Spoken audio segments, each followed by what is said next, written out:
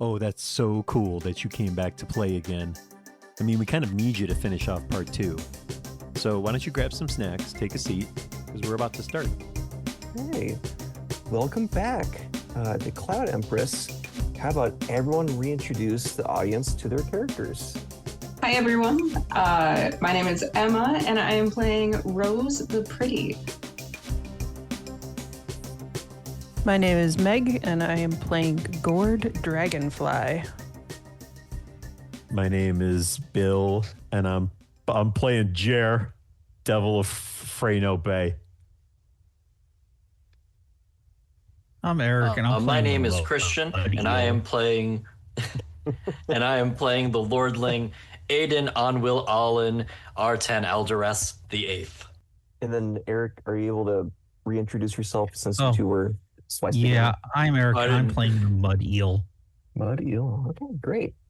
All right, so to kind of recap what you all had just went through in the mechanical deck, you were told by the captain to go to the mechanical deck in order to see there's some kind of anomaly, some kind of alarm that went off, and you had noticed that there was an imago, this giant cicada, that was on top of an escape pod.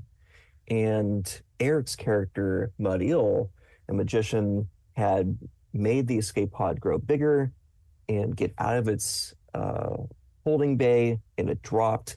And when this happened, everyone kind of decided, if everyone remembers, that you all want to get your weapons back from the bunks. So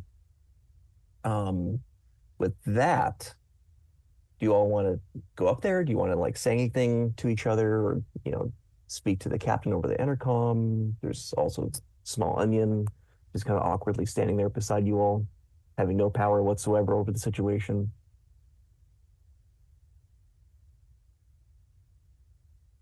No, I'm gonna make my way back up to get my weapon. Cool. Okay. I have mine. I have mine because Yes, I do. managed to successfully hide it. Wait, what, Eric? What's your mud? What mud? What? Mud Eel. Hey, Mud Eel. You want me to? I can keep cover down here while you go get your stuff. You coming back down? You need me to come up there? I'm gonna try and come back down, but we'll see what happens. Okay, I'll make sure nobody follows from this way. Okay, that works. Hey, Chive, you doing okay over there? Little guy, you good? You're trying Looks at Small Onion. Oh, it's like, oh yeah, yes, of course. It's just actually seeing cicada and just having your fundamental beliefs kind of proven wrong. It's just sometimes it's a little bit unnerving, I assume, and kind of looks kind of sheepishly over to it. Oh gosh, what was your name again, Christian? Was it Adrian? Aiden. Aiden, that's right, Aiden. And he's like, Aloysius. He's so Aloysius. He's like, Sir Aiden, would you want to go to the captain's quarters with me? I just think it would be, maybe a little bit safer because, in the mechanical deck, there is quite a lot of breeze, or, a lot of wind. Great idea for after we get weapons. Oh yes, of course. Oh, and I would assume that there's another pair, change of. Yeah. Some, the clothes that I was supposed to be getting forever ago. So why don't we go and get that? Yeah, yes. And did you happen to notice I did not forget this time? Yes, I'm very proud of you. Now let's go. Great. And as you all scamper off, what about for Emma and Meg? What do your all characters do? Do you stay or do you go up? Rose, I need my bodyguards. Yep. Rose needs her weapon too. Yeah. I'm coming, boss. Well, rip your anger. Oh my gosh. I forgot about the tongue twister. Me too. And then, so And just for translation, what did you say? I'm coming, boss. I'm right behind you. Great. So you all go. So did you have an actual marshmallow in your mouth? Yeah, half of one. Mm-hmm. So I told you. So Bill, you're the only one that stayed back. Well, I mean, if everybody's going to leave Jer behind, he's going to just end up going. He's going to. What's the point of covering if there's nothing to cover? Because you're all going upstairs. Fine, okay, I'll go. Cool. God. Yeah, and so as you all go up, you go into the cargo hold, and kind of like to the, the back end of the lower deck, past the galley are the bunks. So I'm assuming everyone goes straight there. So as you go in through the kind of like the main doorway, you do notice that Menfa is there in front of the captain's bunk, and Small Onion goes, excuse me, you're not supposed to be there. It's this is only for the crew, me and the captain. I'm the only first mate, and you shouldn't be here.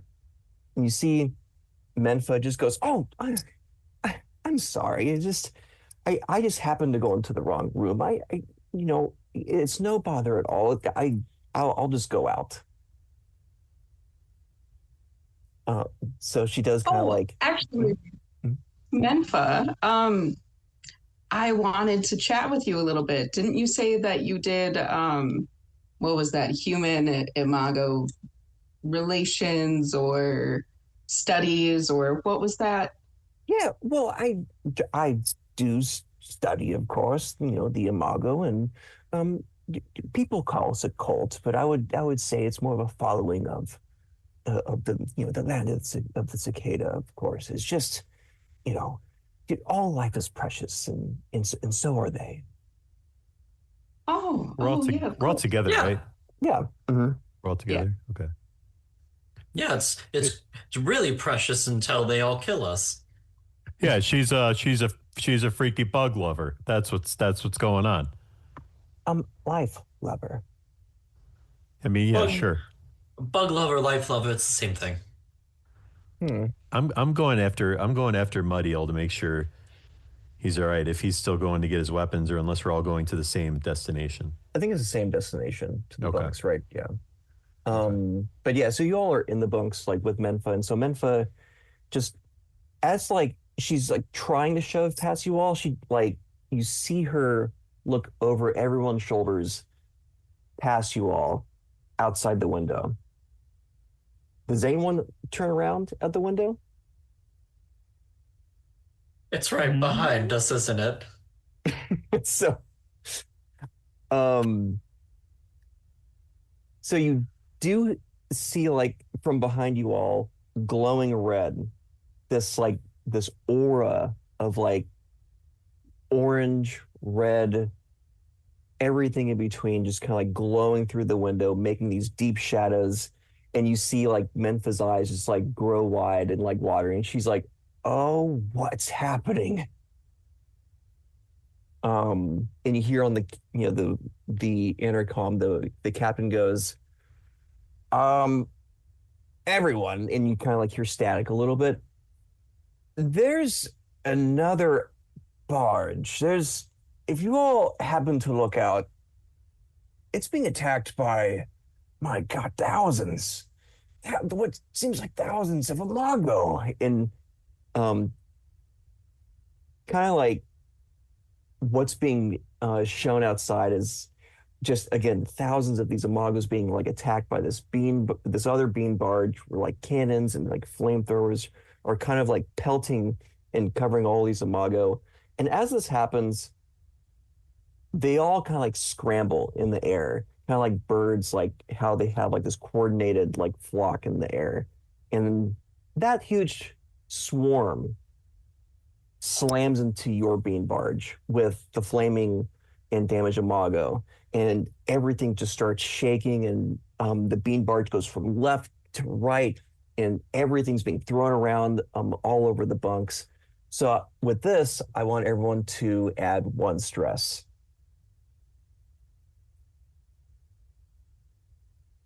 And with this, I would say everyone, it's really clear as day. Everyone notices that one of the metal ceiling tiles goes completely like out of order, is already loose, and it just falls out, and you see poking out a small cabinet that's locked. And then Small Onion goes, that's the weapon locker. Well, why is it doing up in the ceiling? I'll give you 3 guesses. Oh, well, I'll have to think of one first. Someone put it there? Aiden just like in disbelief. So this would presumably be where the weapons were stored. And you see a Small Onion just kind of like look at the ground and goes, well, that's odd. And right underneath that big hole with like in the ceiling with the cabinet up there is like a little like dust pile of clay. Yeah. So how big is this cabinet? I would say it's like not too big. It's like a high school locker size. Foot locker. Smaller. Yeah. Yeah, it's like a foot locker. Okay.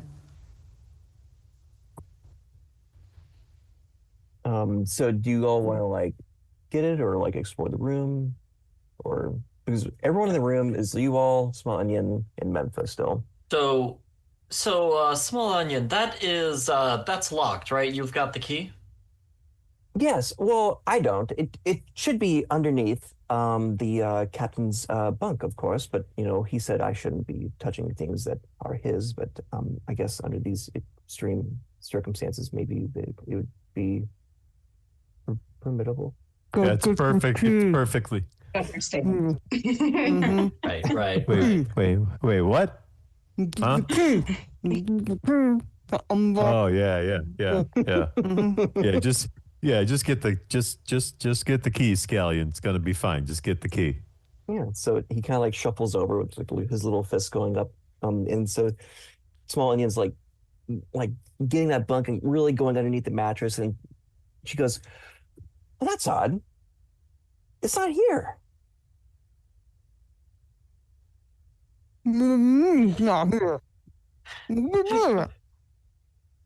I don't know. It's always here. All right. I'm back to it. We're going to die. Is there a lock? Is there a lock on the? So like, there is a padlock. What does this? Oh, so there's a padlock on the outside. Yeah. Okay. Jared's just gonna take his revolver and shoot the lock off. Hell yeah. Okay. As you take your gun out, this is one of the prerequisites to give everyone stress, except for you. So everyone add a stress. Okay. Oh yay! I love this. So as you're aiming the gun, I want you to roll for damage. Okay. Okay. So, yeah. 5. Yeah. That succeeds. So, as this thing kind of like explodes open, who opens it? I just go.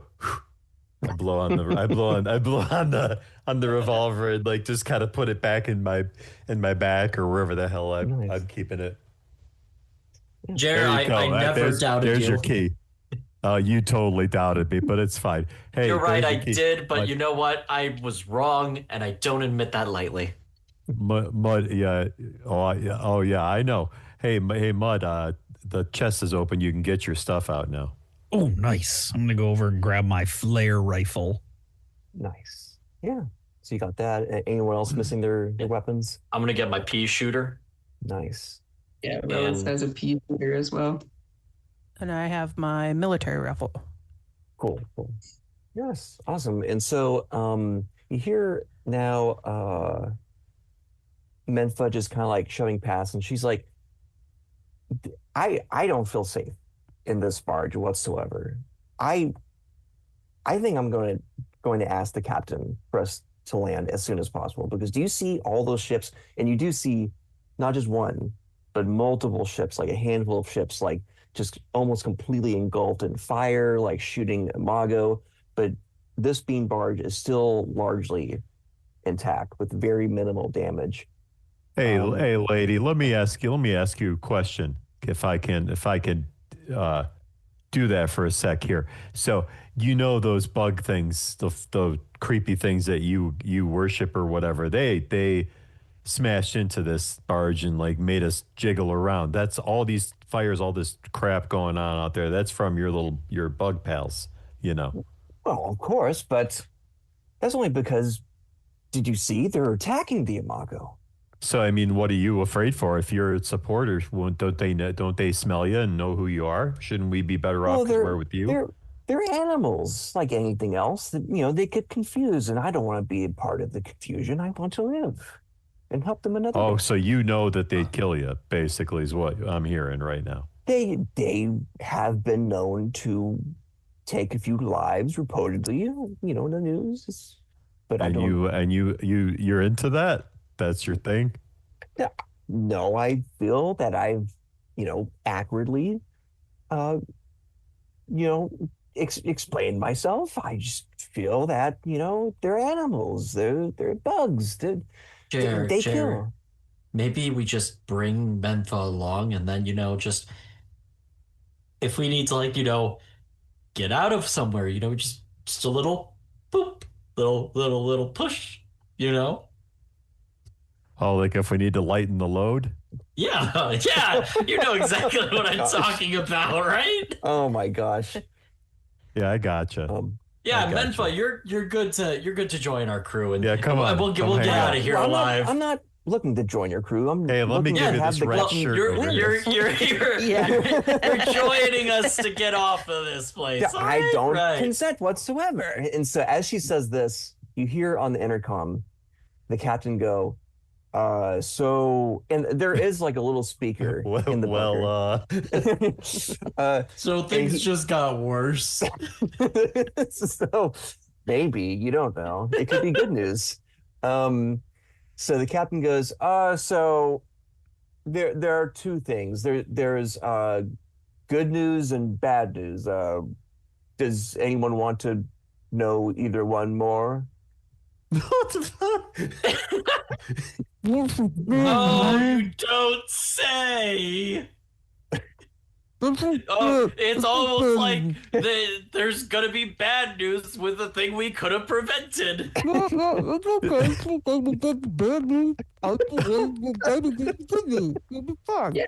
I understood that. Let's hear the good news first. Oh no. Yeah, definitely the good news first is what my friend said. Yeah, the good news. No. So the good news is if someone sorry, Meg. Sorry.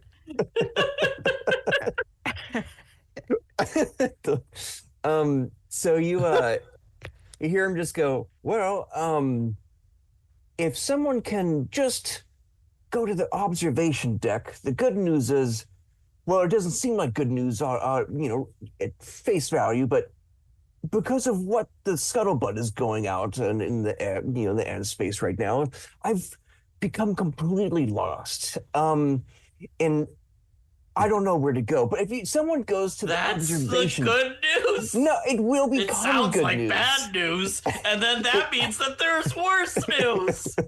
So he just goes, so it'll become good news if someone can go to the observation deck and tell me which way is west. My compass is broken. So for the bad news, if someone could go to the front engine room, the heat readings seem to be spiking.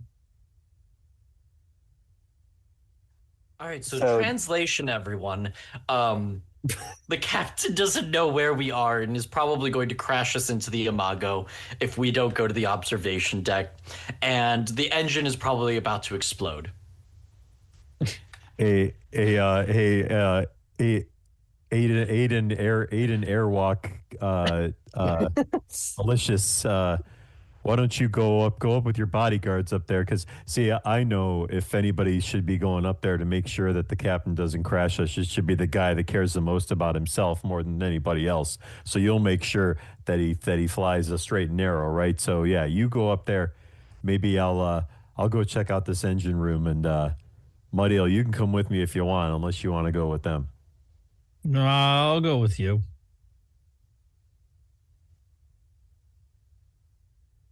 Okay. I think that's a good idea. Menfa, why don't you come with us to the observation deck? You can tell us about the behavior of the Imago as we look. Yes. Well, that's not.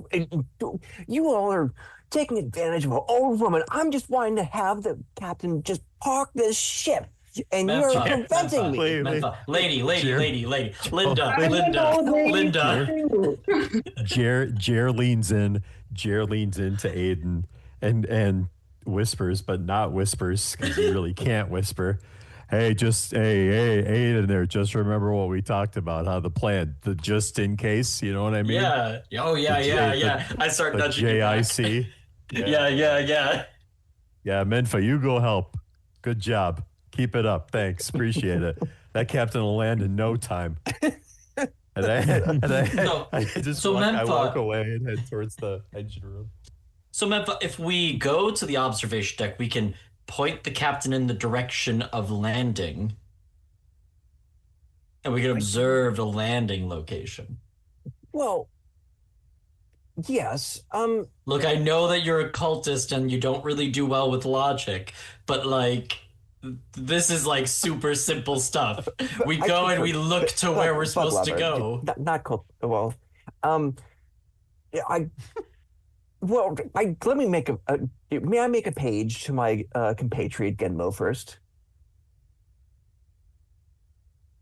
I don't know. I don't really like Genmo. So, I feel like we're better off without him. Did anyone else have any problems with it? I think 7 minutes is up, buddy. You're good. You don't have to suffer. No, you're good. You could have a second just in case, boss. The backup of the backup. No. This guy was like a friggin' train. He was like a tank. Dude, he would rip... I look at how tiny I am. He'll rip my arms off. Well, what if we play nice and maybe he'll be your third bodyguard. I don't know. I called him Gipmo behind his back. Maybe he has a sense of humor. I also don't know about that. I was trying to be hopeful. All right. So what do you all say? Do you allow her or not? And because I know she's gonna Why don't you tell Genmo to go down to the engine, help our other friends? Well, I guess what kind of crap is that, man? Come on. And so she goes, well, okay, well, I will have to meet up with my partners soon. And so she does tell Genmo that he is needed to the front engine room. And as she says this, he is so big that you do hear his footsteps through layers of steel, just But so just to kind of remind everyone, including me, where is everyone going? It is Aiden, Gord, and Rose, along with Mentha, going to the observation deck. It is Jer, Muddiel, and probably Genmo going to the engine. Okay. And Small Onion, I just assume is hopeless without me, so is following me. Yes. All right. So first off, let's go to the engine room. Okay. So for the engine room, Let's see.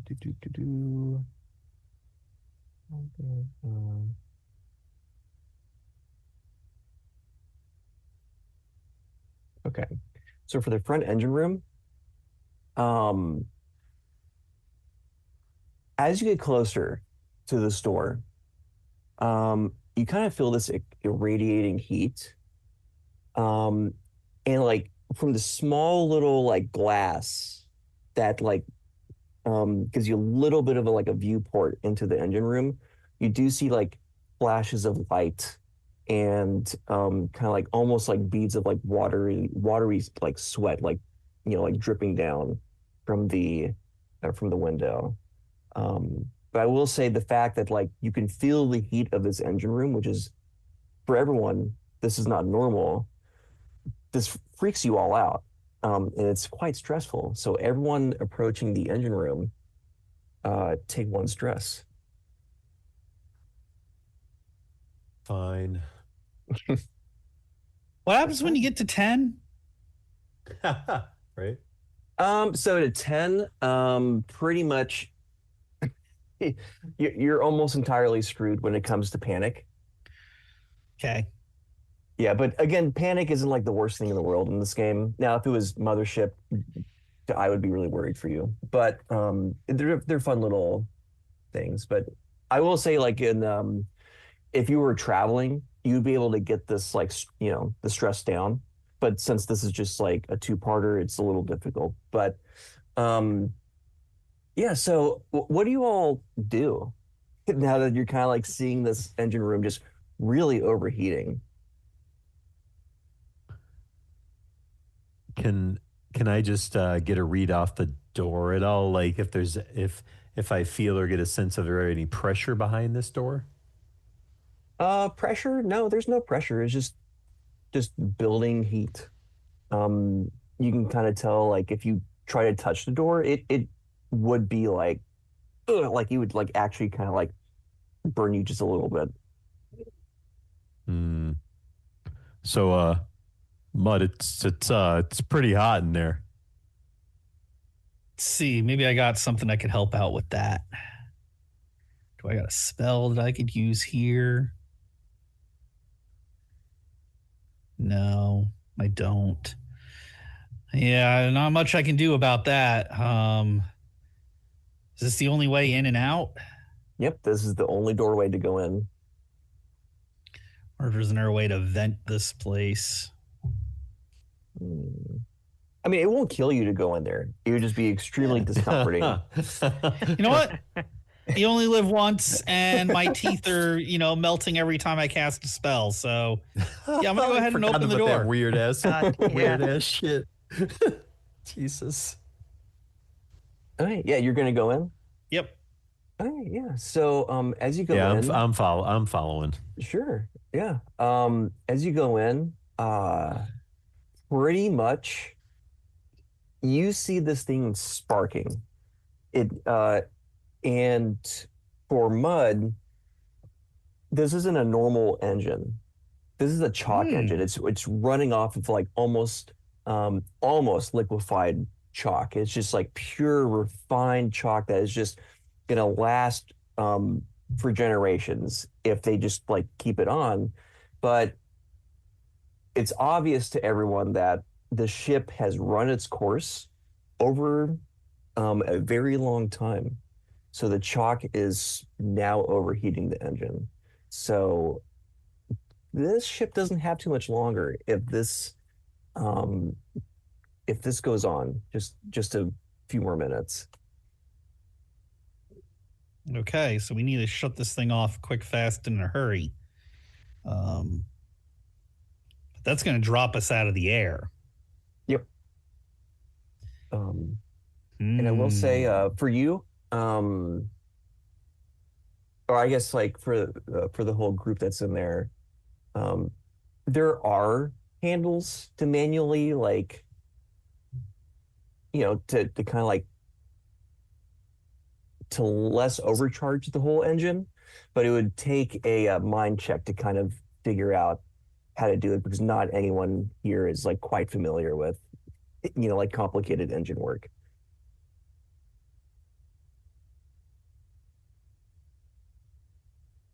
I'm just a dumb kid. Does somebody else want to give this engine a shot?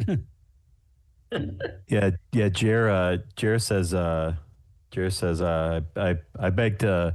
Yeah. I think I can take a look at this thing here, Mud.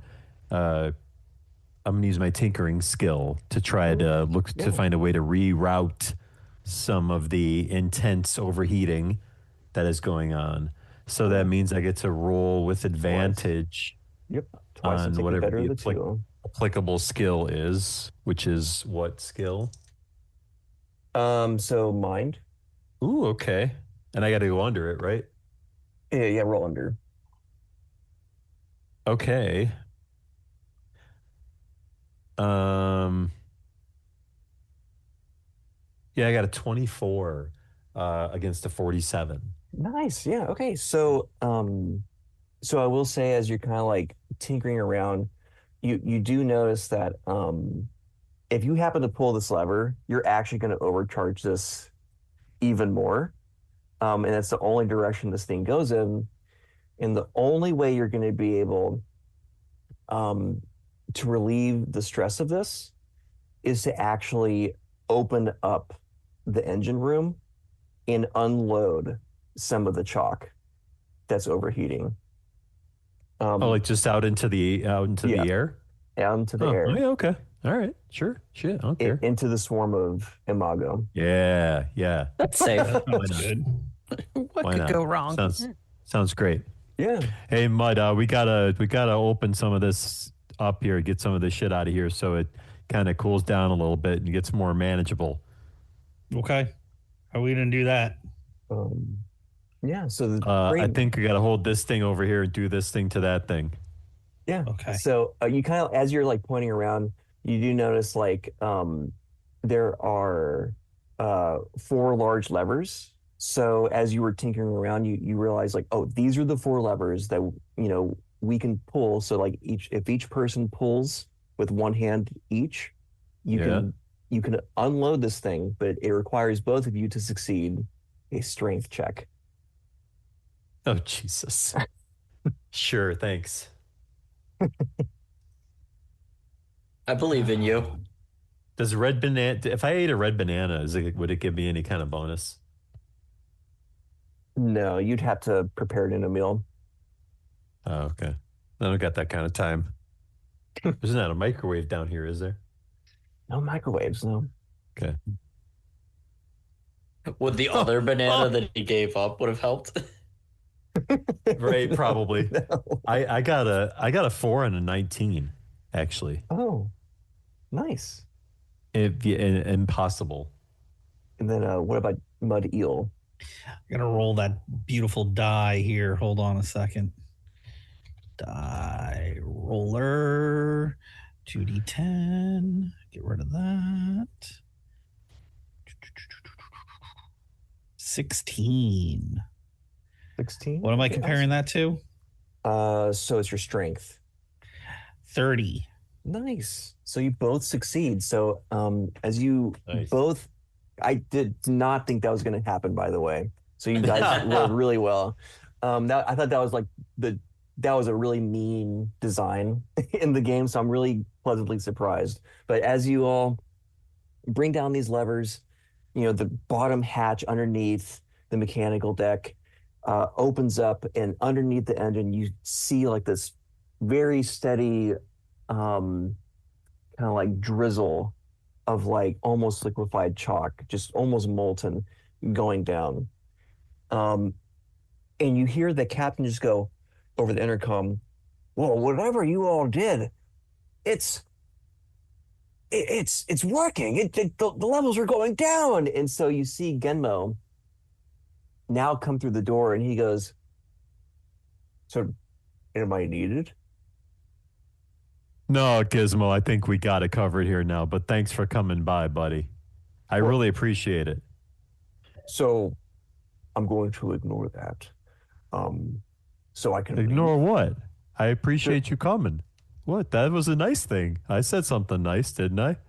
Well, you purposefully said Gizmo for the second time. It's just That's not your very- name, right?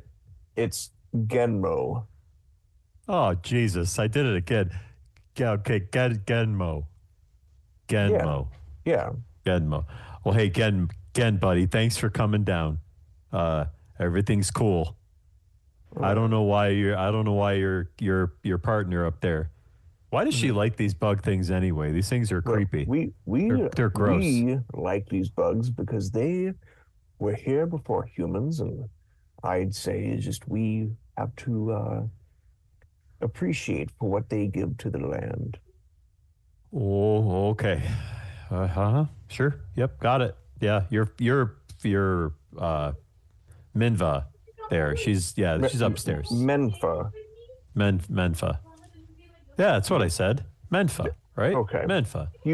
Yeah, she's upstairs. Annoy me. Upstairs, like where? I think by where the captain's hanging out, somewhere in that. No, in the bunk area. I think it was bunk. Actually, yeah. Oh, yeah, like the quarters. I think they call it. Well, she was supposed to go there earlier, but I'll double check on her. Okay, I'll go. And so he does like walk away, and as soon as the door kind of closes, both of you happen to notice like this big shadow kind of like draw over you. Does anyone want to turn around?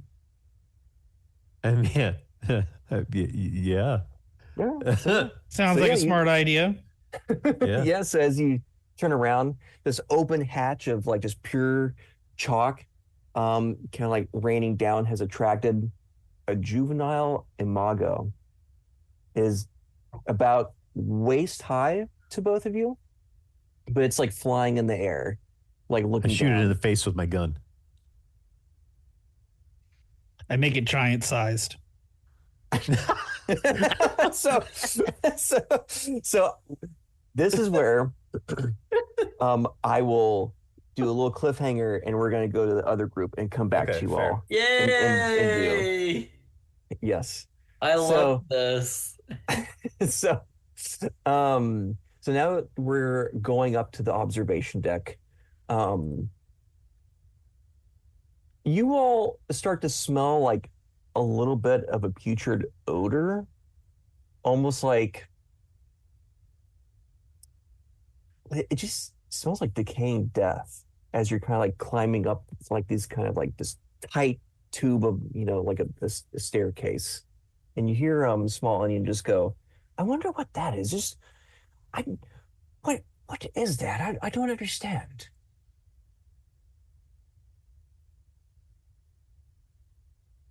Somebody not flush that guest toilet?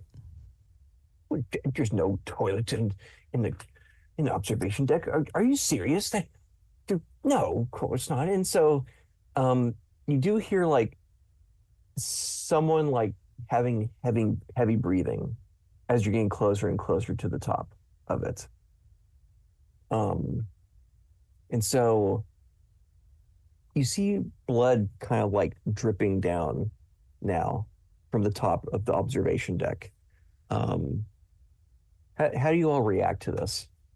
Are we like climbing a ladder to get out into there? Yeah. Okay. Who's the first person? Who's the person on top? I'll leave that up to you all. I mean, I don't mind going up first. Kind of do it. I don't know, Rosie, do you want to do a sandwich maneuver? One in front of the boss, one behind.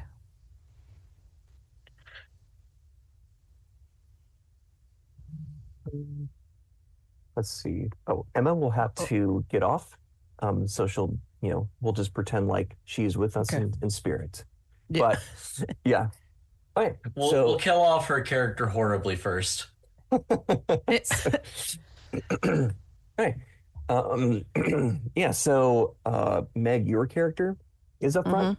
So as you do this, as your eyes kind of like poke up, you happen to see this this lordling filled, having like all these blankets like filled and like soaked in blood wrapped all around her. She's heaving. and she has like one hand over one arm, and she like is extremely terrified as she looks you all with this kind of like pale, ashen face. And she goes, "But I need help." I got you. I got you. I have a. Oh wait. So wait, this is another lordling. This is a person Yep. in line for the throne, right? It can be like any throne. It doesn't have to be like what you're going for, which is like everything. It's Yeah. probably just for something a little bit smaller than yours. Okay. Wait, Gord. Which which lord what land are you a lordling of? Real quick, I just gotta know. Over no land. My parents, they have some land over by Tacktown, but that's just our borders. That's about it. Good. You just saved yourself. Now I don't have to throw you overboard. What? Nothing. We can go and help her, Cord. Go. Go. I can help, boss. I got this medi paste I found in the galley. Perfect. Oh, okay. And Yeah. I'll kneel down and It's do what needs to be done with the medi paste. Yeah, so as you kind of like, kind of like gently remove this kind of like layered bloody clothing, you see that her whole arm has completely been chopped off. So she is very close to death. So if you could make me a speed check to see if you're able to kind of like use this gel within a decent amount of time to try to save her life. Okay, so I have a plus 20 modifier to my speed. Mm-hmm. Should I just add that to the base, or do I add it to my roll? So when you had that plus 20, you just added that to the stat itself. Yep, like got in it. the character. Yeah. Cool. So my speed is a 49. I rolled a 21. Nice. So you did really good. Okay. So as you use this medi paste, it kind of like seals up this wound really, really well. And the color doesn't quite come back to her face, but she goes, "Oh my God, just thank you so much. I really thought I was a goner there." And she like looks at the other lordling, and she's like, I thought you were someone else. I'm sorry. It's just who were you?" Yes, I am the lordling Aiden Onwill Allen Artan Alderess the Eighth. Oh, I've You may heard bow. of your bow. I can't even stand. Who the hell are you? My name is Aiden Alwyn. Okay, I go both of you. Alan And she looks at your character, Meg, and she's like, "So Aldores the Eighth. Is this one hard of hearing? My goodness." She goes, "Time will take care of your house, I'm sure." And she looks at you, Meg, and she's like, I can't thank you enough for saving my life. It's just, have you seen any other lordling? Just my sister. She was supposed to be on the ship as well.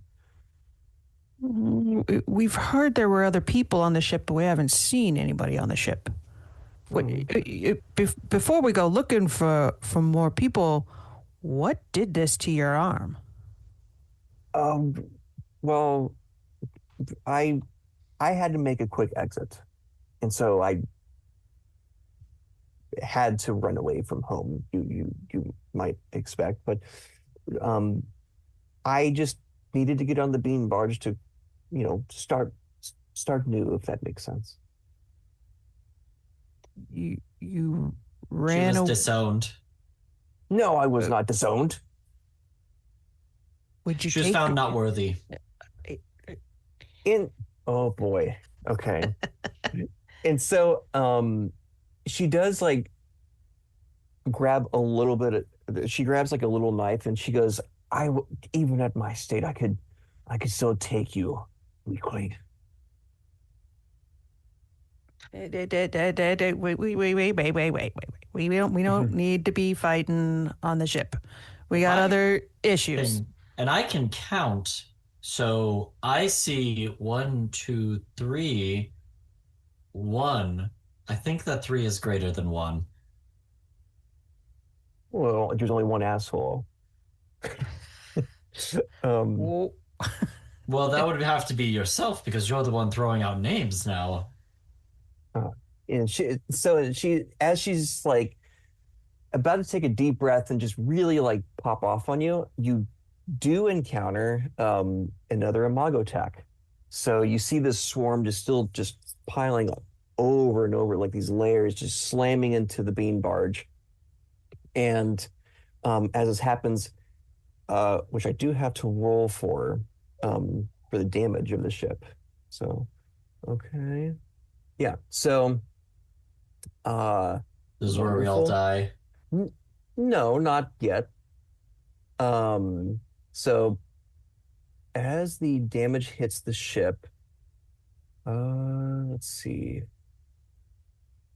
From the observation deck, you do happen to see the swarm go straight for the fuselage of the ship and do an immense amount of damage. And you feel like, whenever you fall really fast at an amusement park and you start to you feel that gravity start to go up a little bit. That's what you feel. The ship starts to nosedive a little bit, but starts to come back up. But you can tell the elevation of the ship is starting to go down just like ever so slightly.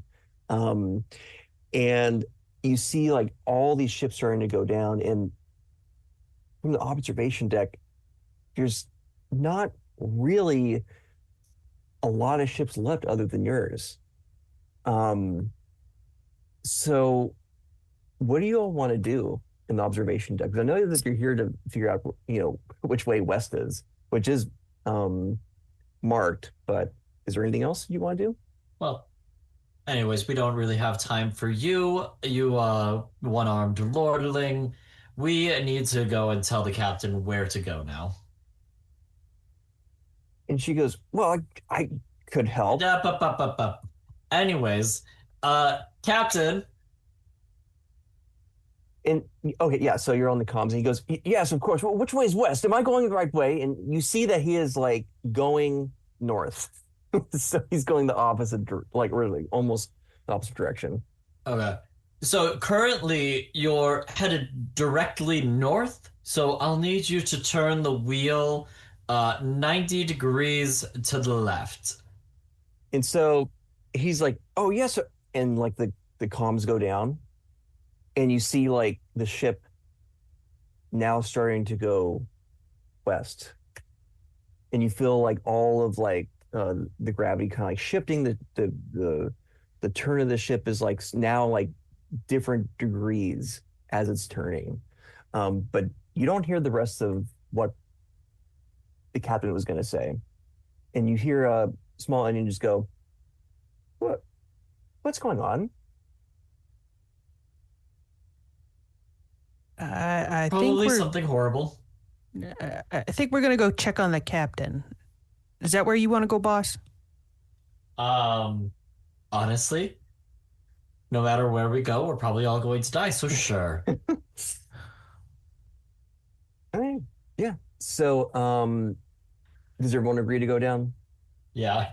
Okay. Aiden is just like saying like, man, I feel so much better just accepting that I'm going to die now. So, yeah, let's just live the last few hours of my life here. It's just kind of like going off like that, going a little psycho about it. Yeah. And so, as you all are going down the ladder, who's at the bottom? Probably Aiden, honestly, because the bottom was safe, right? Yeah, sure. It was. Say, I'm probably more likely to be near the danger because, my teeth melt and I don't have long to live. Yeah. So yeah. So I forget who's at the bottom of the ladder again. That'd be Aiden. Aiden. So Aiden, as you're going down, uh, your foot doesn't like step on the ladder part. It's like stepping on a squishy surface, and as you look down, you're stepping on the human face of a full adult imago looking up at you. Uh, And as this happens, everyone in the stairwell, or like in the stair tube, take one stress. All right. And so now we're going to go to the engine room where I believe Eric and Bill are about to face off against a what is it? A juvenile imago. All right. So I'm going to kind of like go over a little bit of the rules for combat before we kind of start. Just like I said in the first session, most attacks automatically hit unless if it's difficult to attempt to do so, which I doubt will be a huge issue unless if you're going something without or like going outside of your range. And to kind of talk about range, in your weapon description, there should be a like a range, explanation. And if you don't know where that is, then you can go to the very back of the book on page 78, and it'll tell you what the range is. But so now, pretty much, you can make up to 2 actions. And if you want to have let's just say you want to only do 1 action, you just want to shoot your gun. Great, you can just roll for damage and that's it. If you want to do 2 actions, one of those actions has to be movement. You have to just tell me in a very abstract way where you're going in the environment. And if you want to pitch me something that's really cool, I can give you advantage depending on what you pitched me or disadvantage. So the way I'm going to be doing this in the way that the book suggests, Eric and Bill are going to go first, and then it'll be the imago, and I'll just keep on going back between the groups. So between Eric and Bill, who wants to go first? Oh, go for it, Bill. So, yeah, I'm going to shoot it in the face with my gun. All right. Yeah. Just like before. Cool. And I will say, since you've shot 1 bullet, I wanted to go over really quick. There are attacks until reload, and reloads take 1 action. Okay. So you have a revolver, right? Yep. So you have 3 before reload. So now you only have 2 until reload. So when you shoot, Sure. Yep. roll for your damage, which I believe is I did. 1d10. Sure, cool. Yep. What was it? I got an 8. 8? Okay. Mm-hmm. Cool. Let me mark that down. And I believe, yes. Cool. And you do.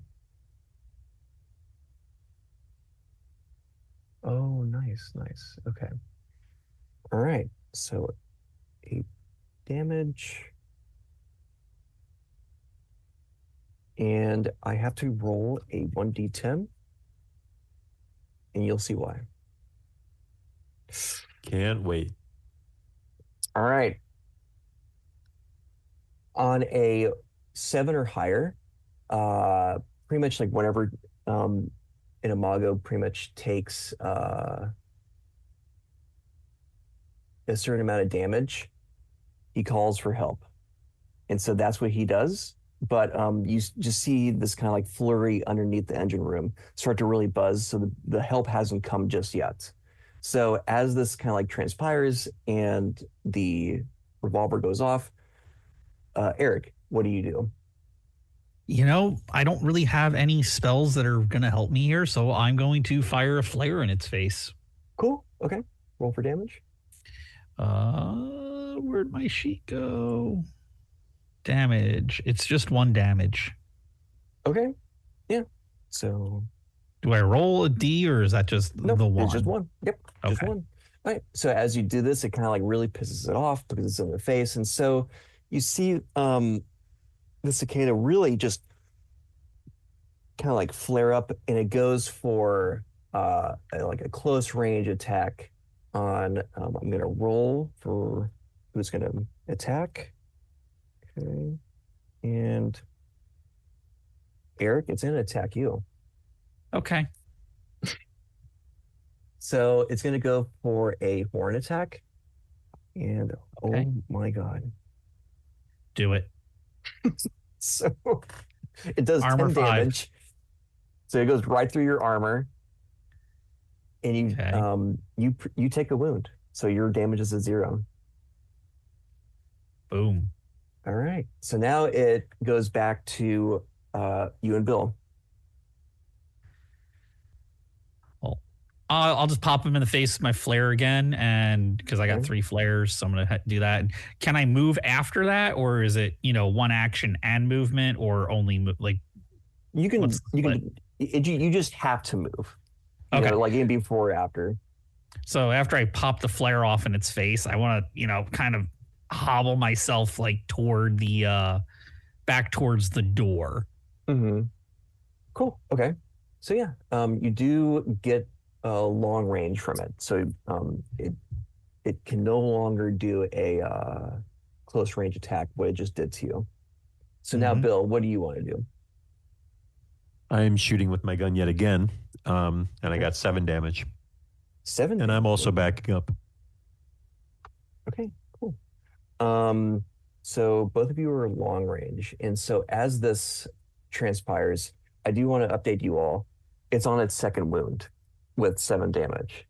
So very nice. But as this happens, its call for help has come, and so a full-grown imago appears and bursts through the hangar bay behind it. And so this juvenile imago, because it eats chalk from the bones of humans, it has spells that can launch at you all. So it's going to do throw flame. And so it's going to be a 1d10 long range. And I'm going to see who gets attacked. Good Lord. I am so sorry, Eric. It's fine. Bring it. All right. So 4 damage. Okay. Cool. And because the full-grown imago just came, I'm not going to count his attack. So now it's on to you guys again. You all escape from the room? Or do you stay? I'm going to shoot them back all the way out, personally. Oh, okay. Yeah. All right. So, Eric, you do 1 damage to the full-grown or the juvenile that you already attacked? The juvenile. Okay. And then for Bill, you have to, if you want to shoot again, you do have to take 1 action to reload. So you can't. But I thought I still had 1 more. Did you? Oh yeah, sorry. Yeah, you do have 1 more. Sorry, I got ahead of myself. Yeah. That's okay. Yeah, I got 6 damage, and I'm gonna back out and leave. Ooh. And I'm shooting at the juvenile to try to take that one out of the equation. Okay. Cool. Yeah. All right. So both of you backed out? I can't remember. Yes. Yeah. Okay. So you 2 backed out. Now that you've backed out of this situation, how do you all want to like ensure your safety out of this? Because it's beyond the doors, but like the door is still open and active. The hangar bay is still open, and these things are just like these imago are just staring at you. Like, we're going to have to shut that door. Like, Right. bar it up somehow. Yeah. Okay. Yeah. So you press the door. I'm gonna say you're no longer in combat, so that's not gonna be like an example of like an action. So as it kind of closes, how do you all want to board it up? What kind of door handle is it? I would say like if you've played Alien Isolation, it's kind of like it's built into the door, and you have to like like open it like almost like it's like a quarter like It's like swivel open. It's like Yeah. a big wheel. Yeah. Like a submarine door. Yeah. Mhm. Okay. Well, being an 18-year-old kid, not knowing much, and I'm just gonna jam the nearest chair I have underneath it. Jam something like up in the mechanism, Okay. or like if there's a big long bar, like through it. Nice. Okay. And then as this happens, like both are kind of like attempting to kind of like both ram through the door, but it's like they're just big bugs, and they're just like too big for the door anyways, or at least the full grown is. And so it's going to take a little bit for them to get through the door. It's an eventual certainty, but it's not going to be right now. So where do you all want to go in the ship now? I think we should make our way back to the rest of the group, don't you? For sure. Yeah. And while we're walking, I'm going to reload my gun too. Cool. Perfect. And I'm just Right going off to the drop top. my rifle because I'm out of flares. I only had Nice. 3. Okay. Cool. So yeah, so you know that they're going to the observation deck. I'm gonna say that along the way, just to kind of remind you all, you did feel the ship kind of like tilt a little bit, but you do not know the context behind it, other than they're going to the observation deck to tell Captain which direction it was supposed to go. That's all that your characters probably know at this point. And as you get closer to the observation deck, you see the butt of this imago, like looking straight up into this entryway for this tube for up to the observation deck. I'm gonna switch back to inside the tube, to Christian and Meg. Who wants to attack first against this full-grown imago? Attack? Mm. Attack? I'm getting the fuck out of there. You're gonna go up? Yeah, I would be like, oh, I'm sorry, I didn't realize this was taken. Excuse me, pardon me. Excuse me, pardon me, pardon me, excuse me. And So let's go back up. You're gonna start climbing back up while I'm trying to come down. Go back up. Okay. You all just go up? I'm just going back up. What are we doing? I thought we were going down. Go. Yeah. Yo, back up. Okay. You see Small Onion, he just like does not understand what's going on. They just see like this face just like looking up at him. He's like, oh no, I understand. And like going right behind you, Aiden. But yeah, Meg, what do you do? Just climbing right back up the stairs up until we get on a landing or something into another room. Oh, yeah, so you see this imago taking this almost like chasing its prey. So it's like trying to like claw up this tube, and you see like it kind of like bulging open, like the nuts and the bolts are kind of like busting out. Eric and Bill, how do you react to this? That's not good. That's Hey, really bad. You think I could just shoot it in the ass from here? Maybe just like I mean, you better do something because all I can do is make it get bigger or make it float, and I think it can already float if it wants to. You can't go opposite. You can't do smaller. You can only do big. You can only do bigger. Dang. I was told bigger is better, so I learned how to make things bigger. Out of curiosity, I mean, sometimes it is, yeah. Mm-hmm.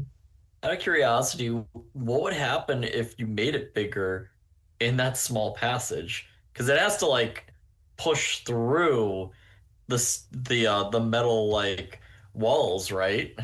Yeah, so my assumption, which is why I haven't done it yet, and maybe Ben here wants to add some info, is if I make it bigger, one of two things are going to happen in my mind. One, it's probably going to cause some kind of catastrophic damage to what we're in, onto the ship that we're in, and it'll make it stronger, is the other thing I thought, because it's bigger, it's got more mass, it's going to have more oomph.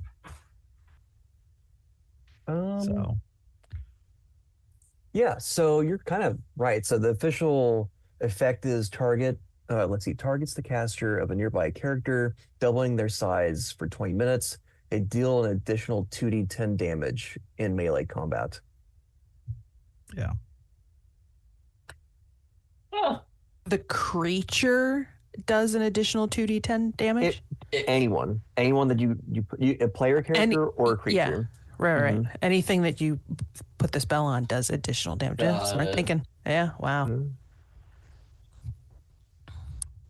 Yeah. So you I technically... got an idea. Yeah, go ahead. I got an idea. Make me bigger. Okay. I can do that. Yeah. How do we cast that spell again? So, casting spells, first, you're going to tell me how you use it. So you can be sprinkling, tossing, or ingesting. I'm going to... Oh, do I have to ingest it? I can't, give him a tooth and be like, here, eat this? Well, you're the one using the spell. Yeah. Often, So I'll sprinkle some stuff. Okay. I'll give him, sprinkle a little crack on him. Cool. So, and then I would assume you're reciting the words, and so always Chair, casting a spell, you take one stress because of it, and you make a heart check to see if you succeed. Oh, my heart is a 48. Well, let me put that stress in because I'm up to 5 now. And I rolled a 12.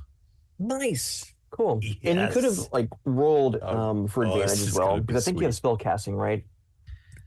Yes, I do. Yeah. So, but you already succeeded, so it's all good. So tell me, what do you do to Bill's character, Jer? I pat him on the back and I go, okay, buddy, get big and go beat him up. You're the big dog on the field now. Yeah, you got it. I got it. Got it. So how big am I compared to this bug thing anyway? You're taller than it. I'd say you're 12 feet. Bet. Then I'm just going to punch up into its butthole. That's what I'm going to do.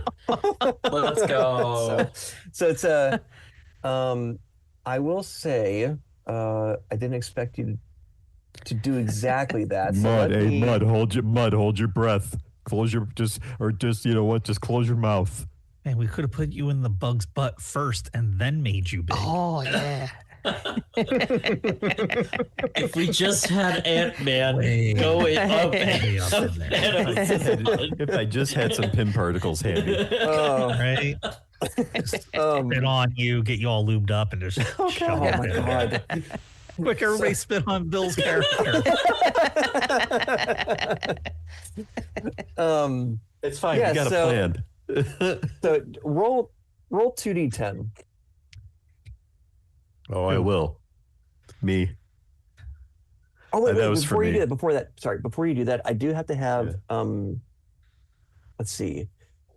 So it's gonna be a what is it?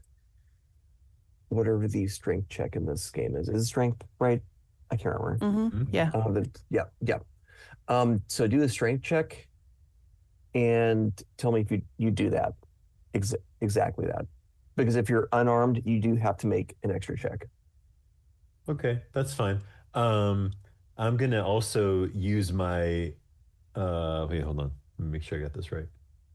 Yeah, I'm gonna use my job condition for this part, which means that I've seen it all, so I get to make one so I get to make one check or save with advantage. So I'm gonna use that in this moment right now. Nice.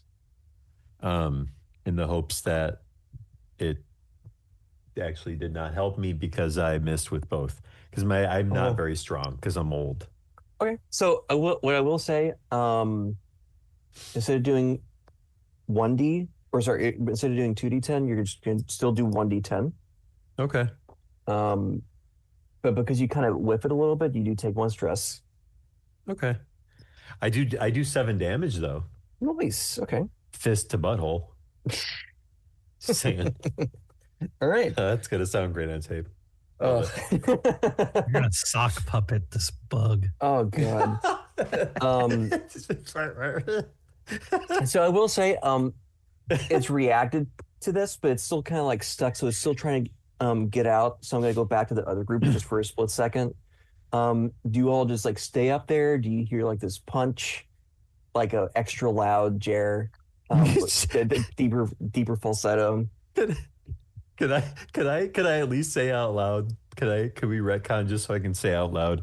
Hey guys, I got my fist in his butthole. So it's like echoing through the like chamber. Quick clap. Yeah, so what do you all do? Is up that in the you, Jer? observation? I'm gonna wince because that looks painful. So Mentha. So Mentha, you said these things are like, just animals, right? Well, they're big bugs, yes. It's just, Yeah. You ever wanna talk to one?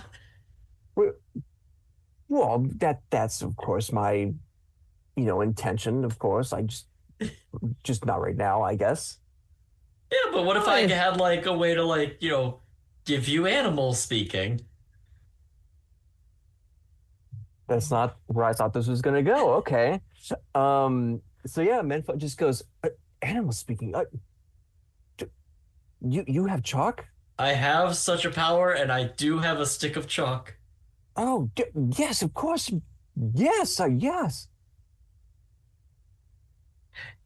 You guys all see where I'm going with this, right? I think so. Yeah. All right. I'm gonna cast Speak with Animal on Mempha. So let's cast the Or spell. Animal Tongue. So you're gonna tell me if you sprinkle, toss, or ingest it.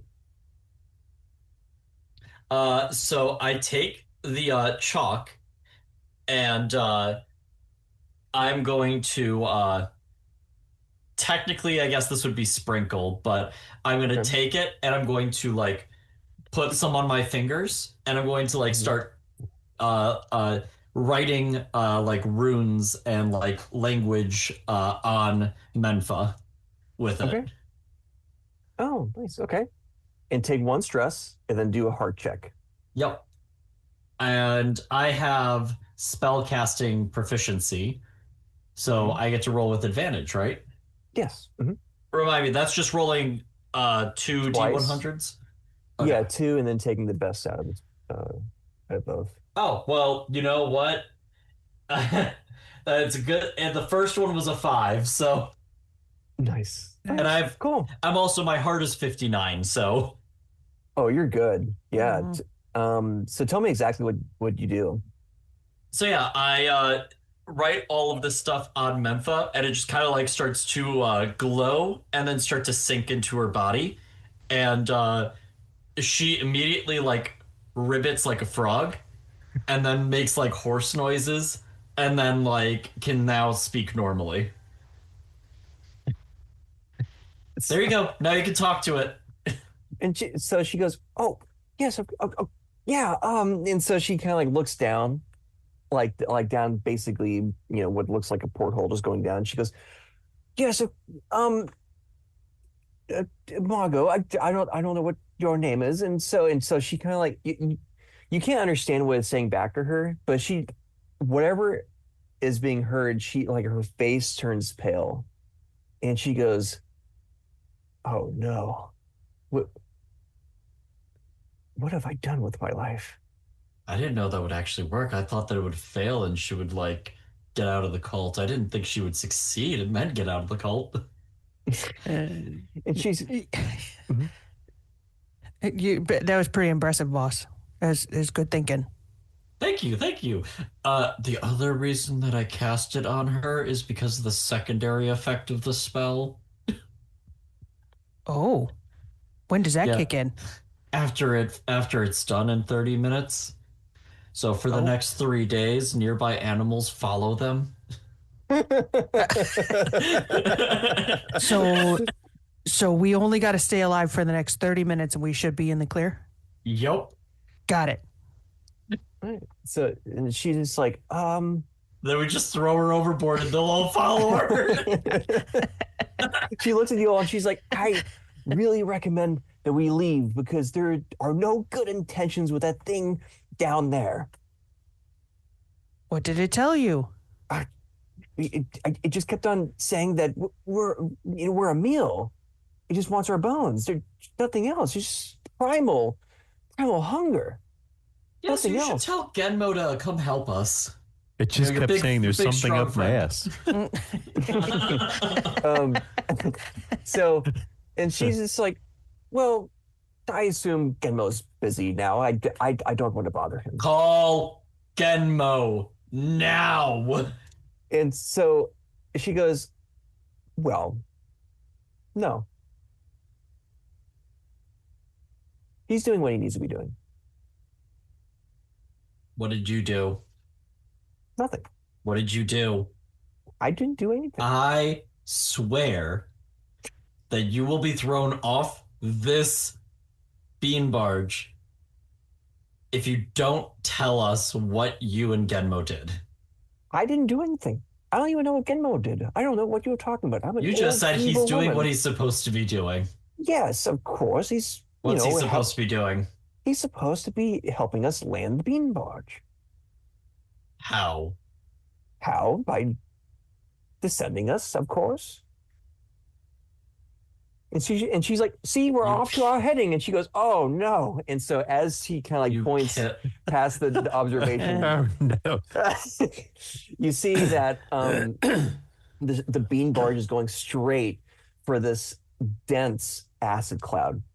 And as it kind of like goes straight into this thing, the deck itself takes immense amount of damage. And I was going to ask everyone, like, was anyone holding on to anything? I'm holding out to get to Menfa. I don't know if you define what I'm doing as holding on.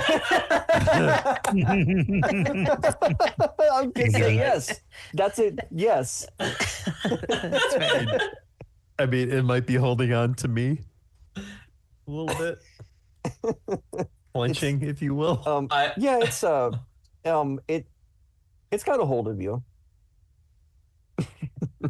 Cool. I'm Yeah, holding so- on to Mempha's lapels.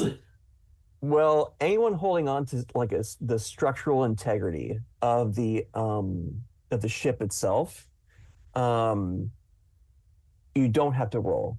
But if you aren't, I want you all, or anyone not holding on to anything, roll a strength check because of the turbulence. I'm gonna die. Ooh, that's a 91. Oh no! That's a 91. All right. I That's rolled a 10 and a 1.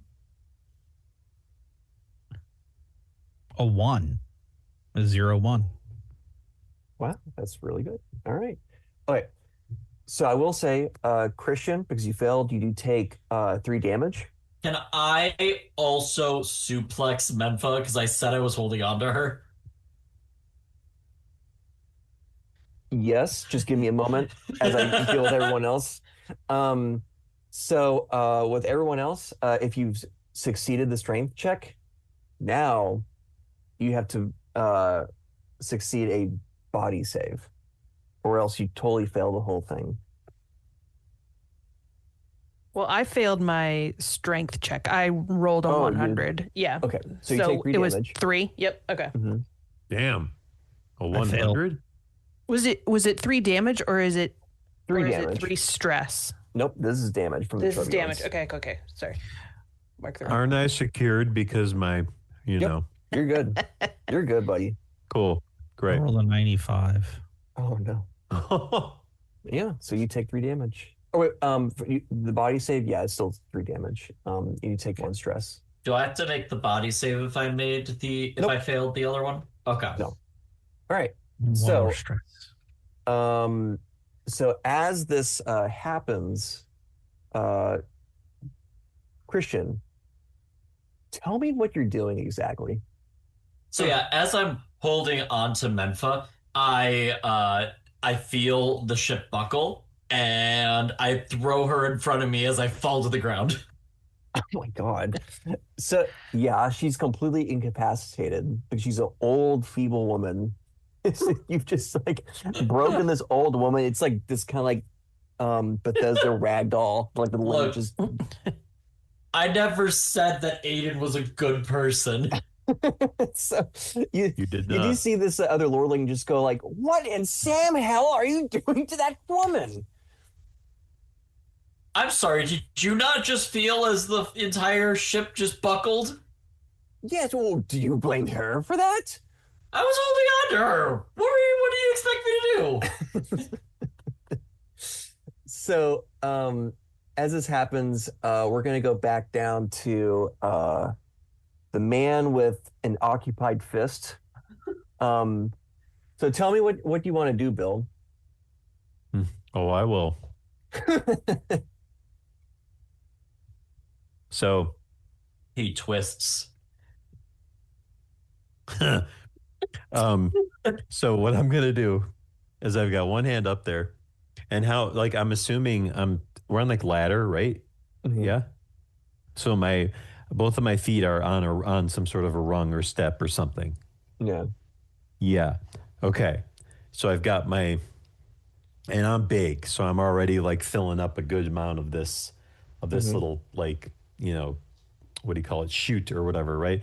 So got my hand up there. I'm going to let go and I'm going to shove my other hand up, and then I'm going to pull down and try to just pull stuff out of it.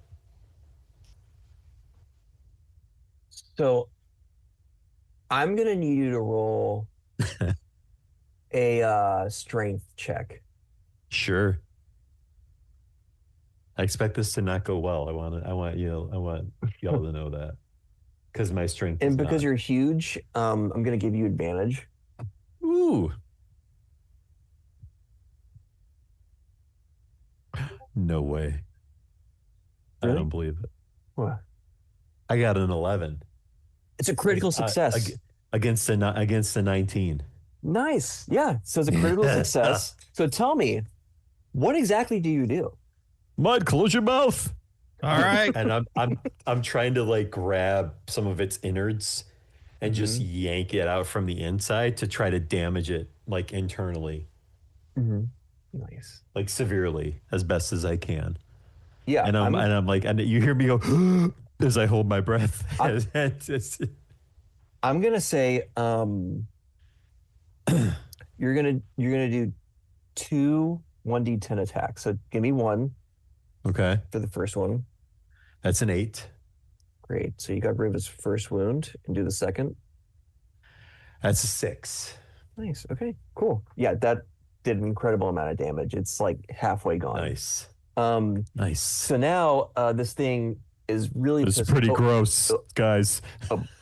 So as he's done that, it's really pissed, but it's still not quite his turn. It's about to like pop out of this. It's holding. Eric, what do you do? There's not really much I can No, do. you I can't don't. do no. Like, I got like nothing. What if you make it big so it gets stuck and it can't get out? Again? Make it big. Oh, can I make Bill bigger? or just part of Bill bigger?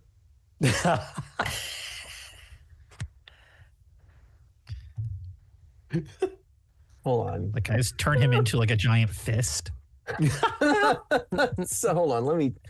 I don't want to. It's like this. in Popeye when he eats the spinach and that first 3D punch comes out and he's like, wow, and the forearm and the fist is like gigantic.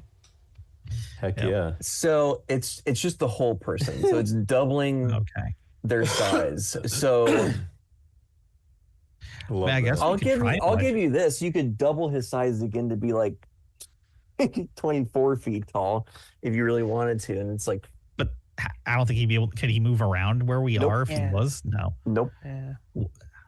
I mean, I could try and wedge the bug. Okay. I mean, try and wedge it. Yeah. Yeah. All right. I mean, this could go horrible, but yeah, I'll try and wedge it. All right. First one's the 10s. Second one's the 1s. Oh God, that's a 73. Uh-oh. Is it miscast? Oh yeah. Okay. So you do take 1 stress. And then let me look. Because that's to my heart, right? Yeah. Yeah, so that's a 73. My heart's a 48. I do have spell casting. How does that work again? Oh, spellcasting, that was advantage if you have it. So I can roll it again? Mm-hmm. Yeah. All right.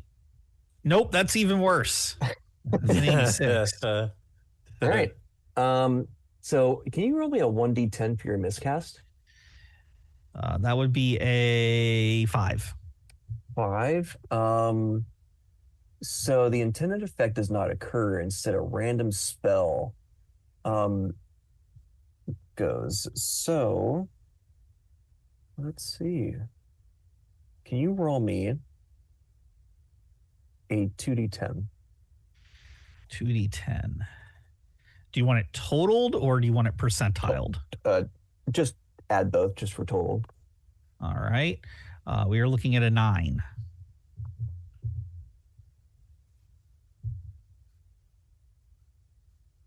All right. Okay. So, and you were casting this on the cicada? Yes. Or okay. So you turned it invisible. So that sounds horrible. Sounds terrible. So what you did to it targets the caster or nearby character or creature, turning them completely invisible for 1 hour. This does not affect any of the clothes that they are wearing or the items that they're carrying, and pretty much you have disadvantage on all checks and saves when it comes to that thing. Hey, where'd it go? Oh, I did something wrong. I can still feel its butthole, but it's not here. Oh. Your arm's still up inside. This is so gross. Can we see your arm? This is gross and weird. I can't even see my arm. So, what the fuck's going on? Yeah, so now that's the cicada's turn, it pops out of its like holding, and you see like Bill's character kind of like shift like as it turns.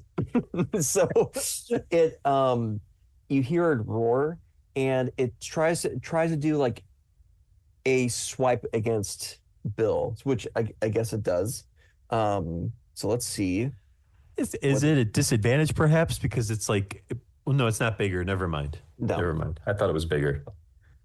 So Disregard. Bill, you take. That's the whole point. It was the spell failed. You take. Oh, that was a fun noise. Uh-huh.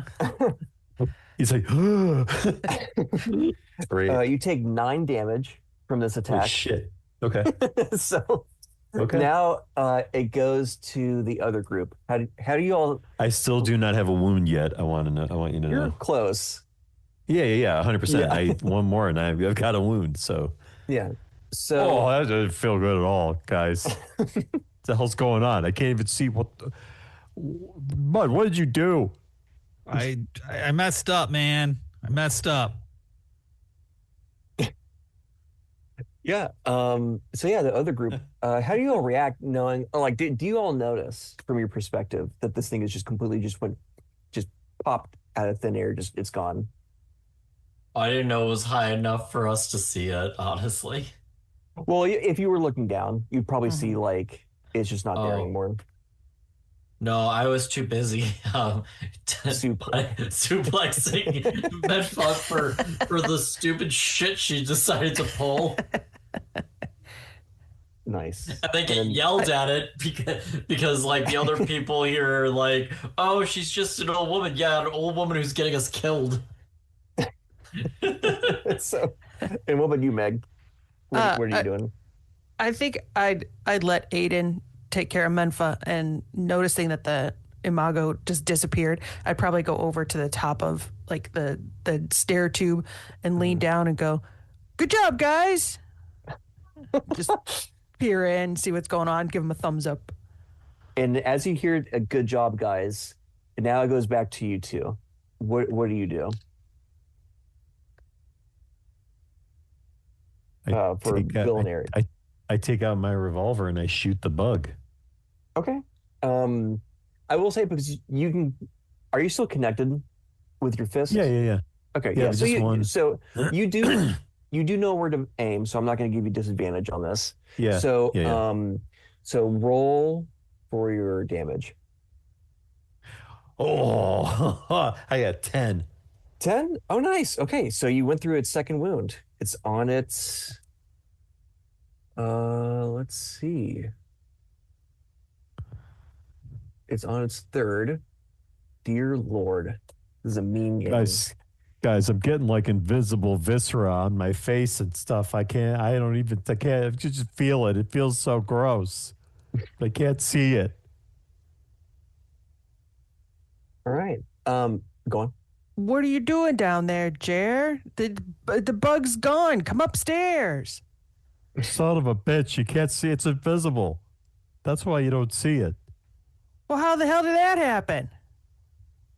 Mud was helping.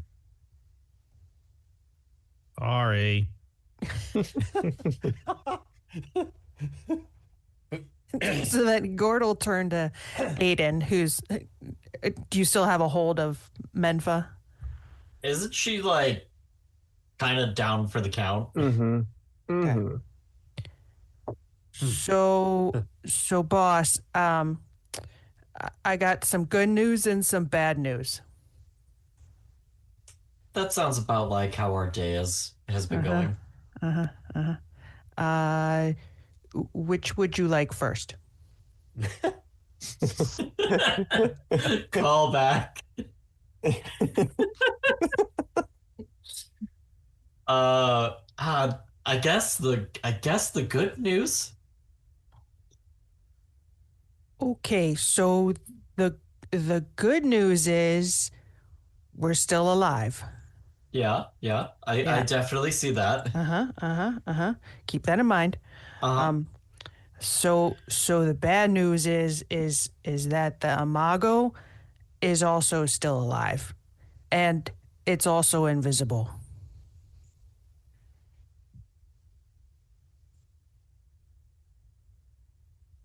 Boss.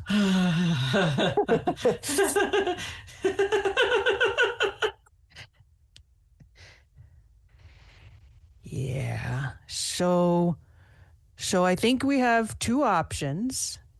I think we can go to the bridge and see what the captain can do about getting the ship safely on the ground, maybe? The captain's probably not in charge anymore because this idiot sent Gimmo to go and deal with him. You jabberjaws. Somebody shoot this damn thing. I will say everyone else will have disadvantage attacking this thing. Because it's invisible. Just shoot down. It's not hard. I was gonna say, Gord will swing the military rifle around to his front and say, or we can go down with this ship and blaze of glory. I don't want to go down in a blaze of glory. I want to live. And you see Small Onion just go, "You're gonna live. I'll make sure of it." And kind of like does this little weak little like hand gesture like upwards, like a little fist up. all going to die. Yeah. So do you all attack down, or do you wait for like Bill's turn again? I'd probably cock the rifle and aim down the tube. Is the tube like? Is it a straight shot? Like I can see him? Yeah. Okay. Well, you can't see. You're just right. You're blindly. Yeah. Right. I can see where Jer is, right? You're seeing him like wrestle, like kind of like circling with his fists, like disappearing in the air. Right. So I'll probably say, all right, Jer, put him where I can not see him, but can hit him.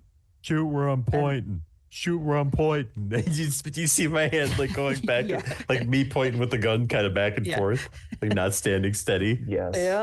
Yeah. And I'll take 2 shots, I guess. Cool. Okay. Or a shot, I should say. A shot, yes. All right. So so you're gonna have to roll speed for me because this. Let's see if you do it. And at disadvantage, correct? Yeah. Yep. My first one was a 43. My speed is a 49. Oh, okay. Second one is a 93. Oh. Yep. All right. So you take 1 stress and you kind of like whiff the shot, and you just see that everyone just sees the shot go just explode all over the place, shrapnel, and it just does not hit anything. For Aiden, do you do anything before we go down? Give me a sec. I'm gonna just leave it up to the gods. That's odds. Okay. Yeah. So Aiden says, fuck me, and he goes out and he grabs his pea shooter. He starts also firing down. Okay. So disadvantage for speed. All right.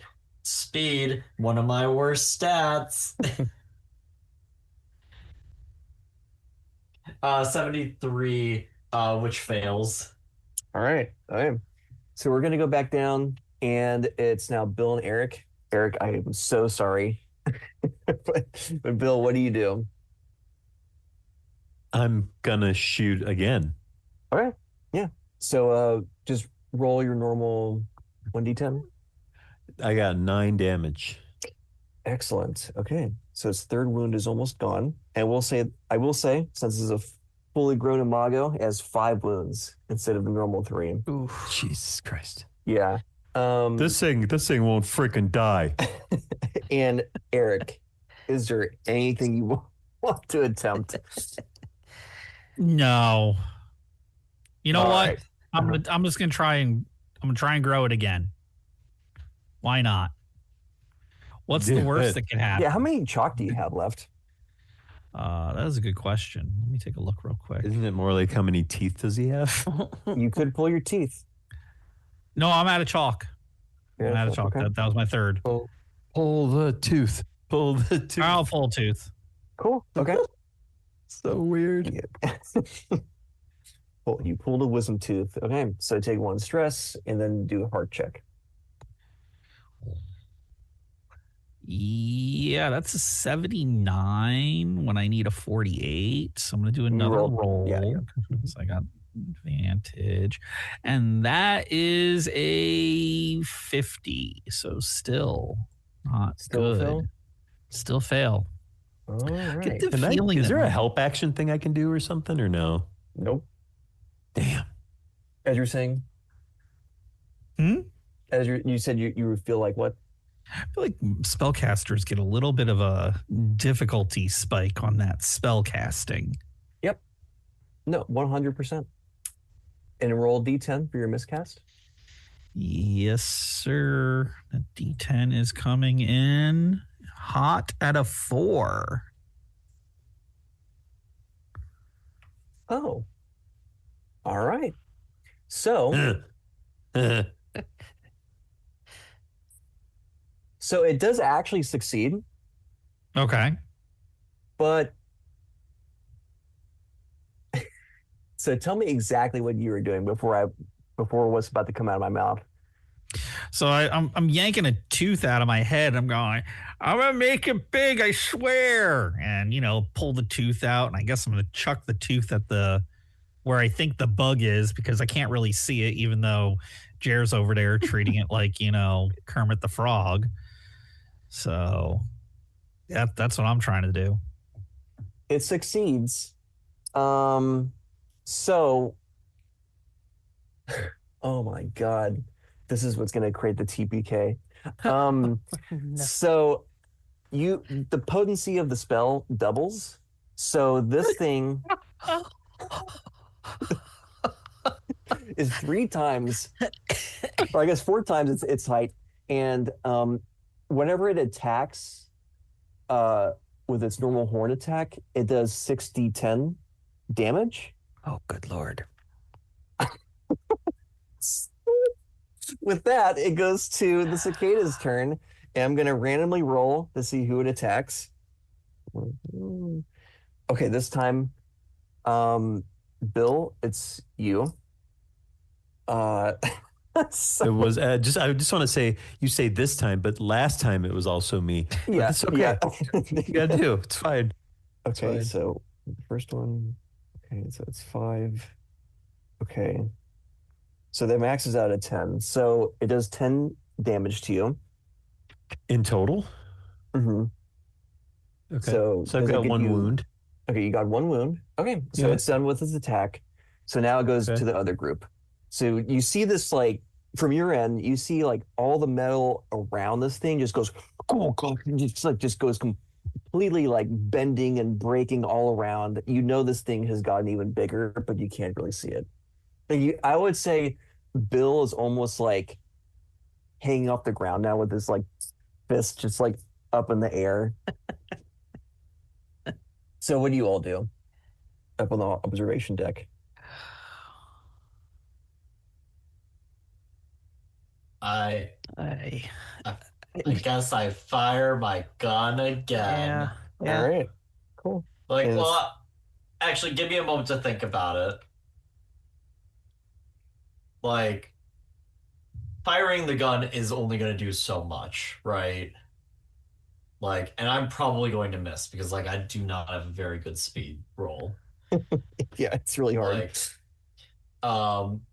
I think we need to be smart about this and maybe think of like an alternate, like throw the other lordling down there to distract it or something. I don't know, just throwing out ideas. This is the just in case plan. Oh yeah, we can do the just in case plan. What's the just in case plan? Who's talking? Yeah. That's Small Onion. Oh yeah, the just in case plan. I take Mentha's body and I throw it down. So when you do this, it kind of like ragdolls down, just going all over the place. And I say, and I'm trying to get it to fall on the Imago. Yeah, so it does fall on the Imago, and I will say, you have a clear idea of like this body, or like this clear view of this body, like on top of the Imago, so you know in the general space where it is. Gord. So I'll give you this. Your creativity worked. Gord, It's no look, longer easy no to longer shoot. disadvantage. Yeah.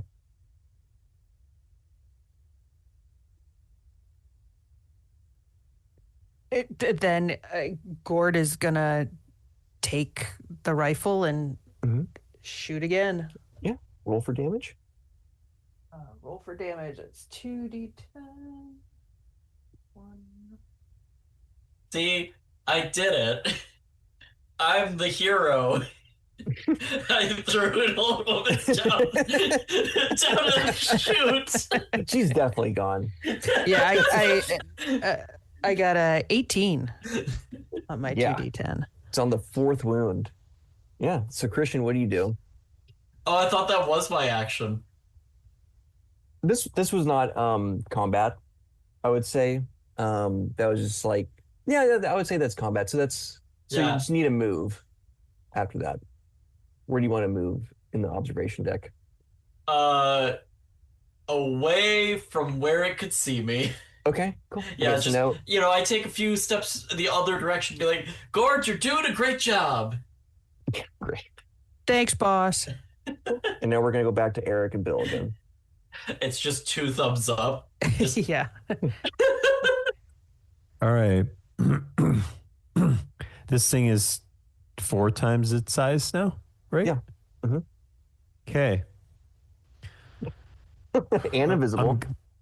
I'm gonna move, and I'm gonna move up. Okay. You're gonna do one thing before you do this. Okay. This sphincter is really big and powerful now.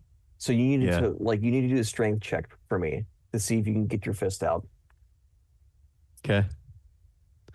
But the thing, well, no, like Mhm. when I say go up, like up through.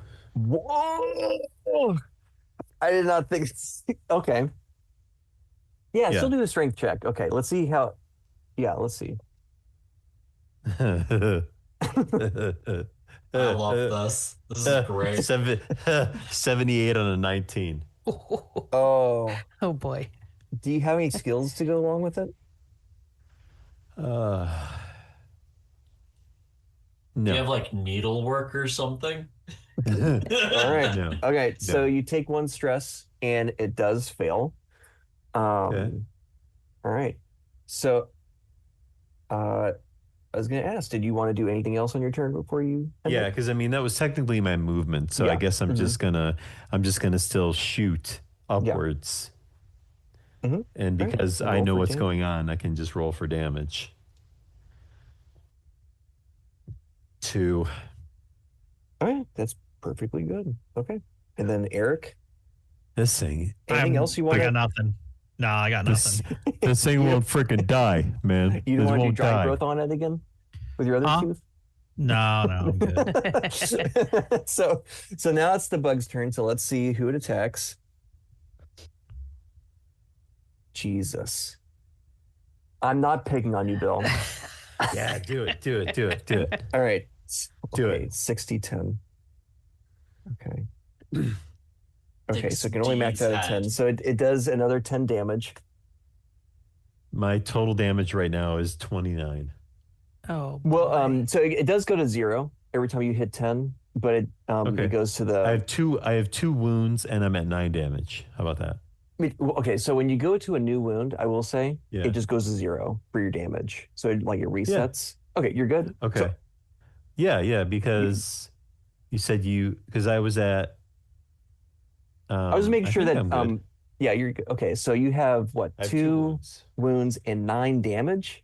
Yeah, Do you know how close you are to death? pretty close. Yeah, you're dangerously close. Okay, cool. Yeah, because I have All 3 right. wounds, right? Yeah, 3 wounds, you're dead. Yeah. Yeah. Yeah. Okay. Yeah. Yeah. Cool. Okay. Yeah. So now we're gonna go up to the other group. What do you all do? Memphis' body is still there, right? Yep. So we have like a clear shot and everything? Mhm. Gord, take it out. You got it, boss. Now take another shot. Can I like my last one. inspire Gord to do like more damage or something? My charming visage just makes the gun better. Oh, God.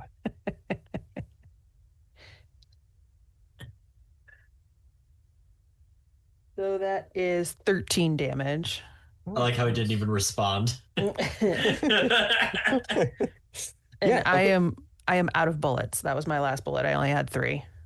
Well, that's your rounds. So on your next rounds. run, you can reload for one of Okay. your actions. Yeah. Got it.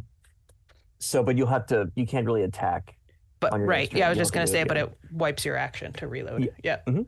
So it's on its 5th and final wound. So Aiden, what do you do?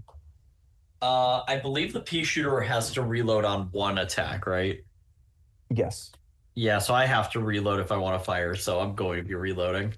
Okay. So down to the other 2. Finish it off.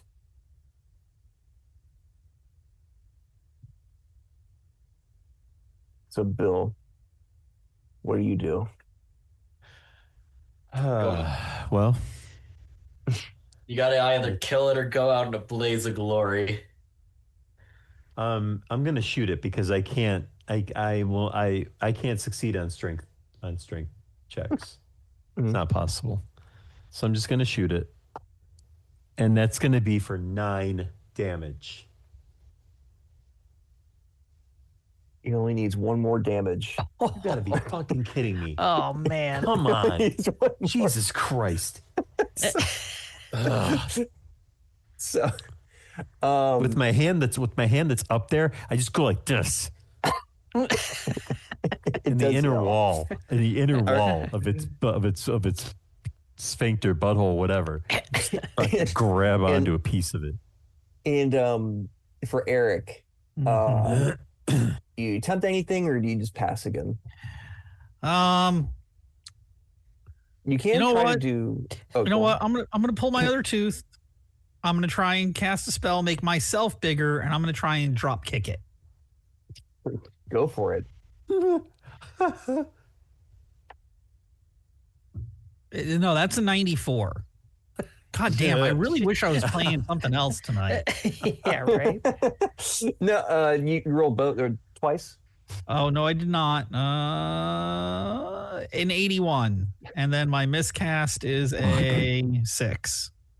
6. The effect occurs, but on a random target is affected. So I'm going to roll between you and Bill and the cicada. Oh, please be me. Please be me. Please be me. Please be me. Okay. Please make me So let me even do bigger the than I math on already am. this. So cicada. Please. That was. And then. Okay.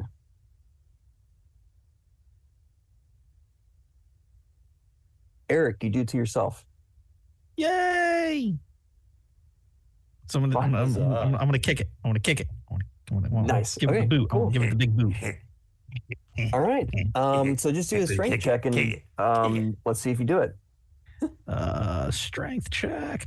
Mother of everything I swear that is good and holy. My strength is a 30 and I just rolled a freaking 86. No skills you can apply? No. I'm a dumb little mage. I have no. Unless we can do street savvy. I mean, does street savvy have anything to do with kicking somebody's ass? I can say if you're street savvy, you can apply that to how to do a brawl. How to. Yeah. So I say. Scrappy. You can Yeah, roll no, again still for 78. Like that 30 strength is just not helping me out here. that. So now it's the cicada's turn. So let's see who it attacks.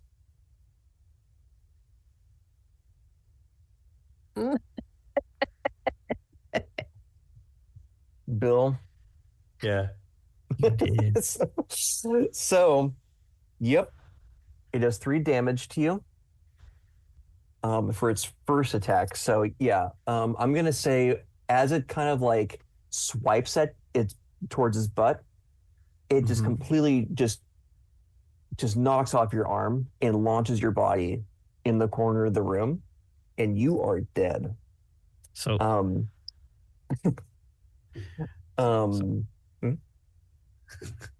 Wait, what do you got? What do you got? So he knocked his arm off and his body went flying, right? Yeah. So did his butt suck his arm in like a thermometer? That's all. Yeah, let's say it's in there. Okay. It I is just gone. thought about that because the Dr. Dolittle episode, when you watch Dr. Dolittle, he's like, the thermometer, it's creeping in. Oh, We're going to lose it. oh God. Can I have a heroic last statement? Yeah, you can. I didn't think I was gonna go out like this. All right, Is there no way for us to save him? brother.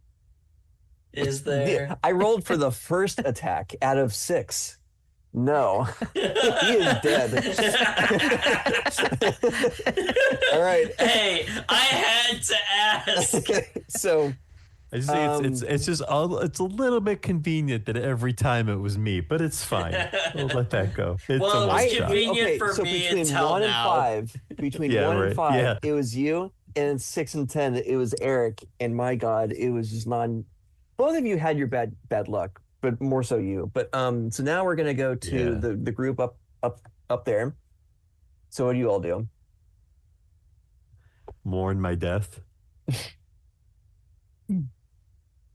I think while reloading, I'll probably just scream and. Can I still see it? Yeah, like it hasn't moved. Okay. I shoot it Okay. Yeah. with my pea shooter. Okay. So what's the damage on that? It is a 1d10. It only needs 1 damage. 3. 3. Okay, cool. So tell me how how you kill it, because it is invisible. So to the best of your ability, how do you want to pitch it to me how you kill it? I got it down to 1 fucking damage and I died. Yeah. Wait. I just need to put that out there. So the bug was invisible, right? Yeah. Was Bill's arm inside it invisible? Mm-hmm. Oh, okay. Never mind then. Yeah. Mm-hmm. So just see Bill's severed arm floating in the air. Just slide out. Oh, yeah. That'd be gross. So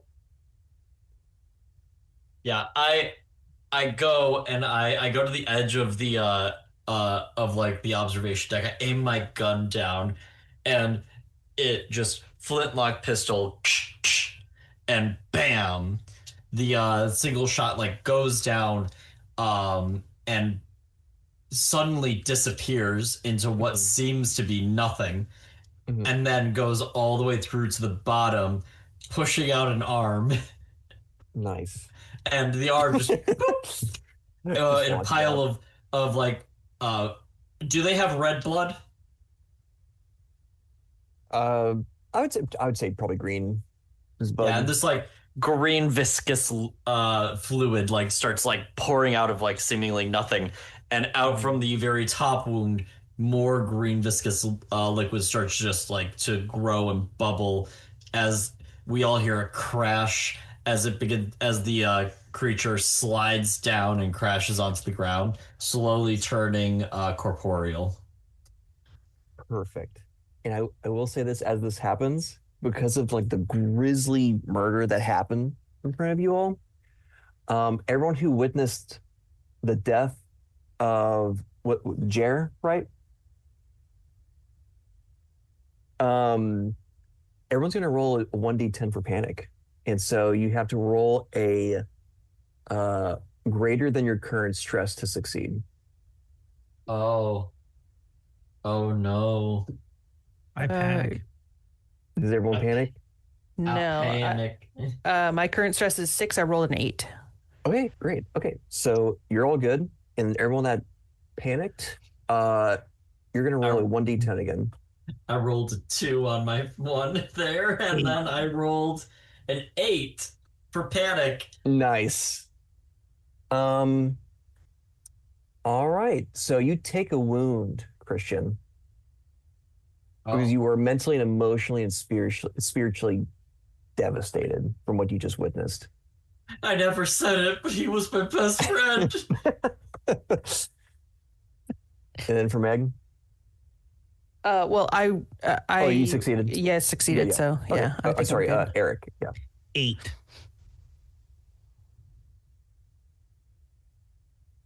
For the panic itself, like afterwards Yep. feeling? Okay. Yeah. So you take 1 wound as well, because you're emotionally devastated too. But yeah. All right.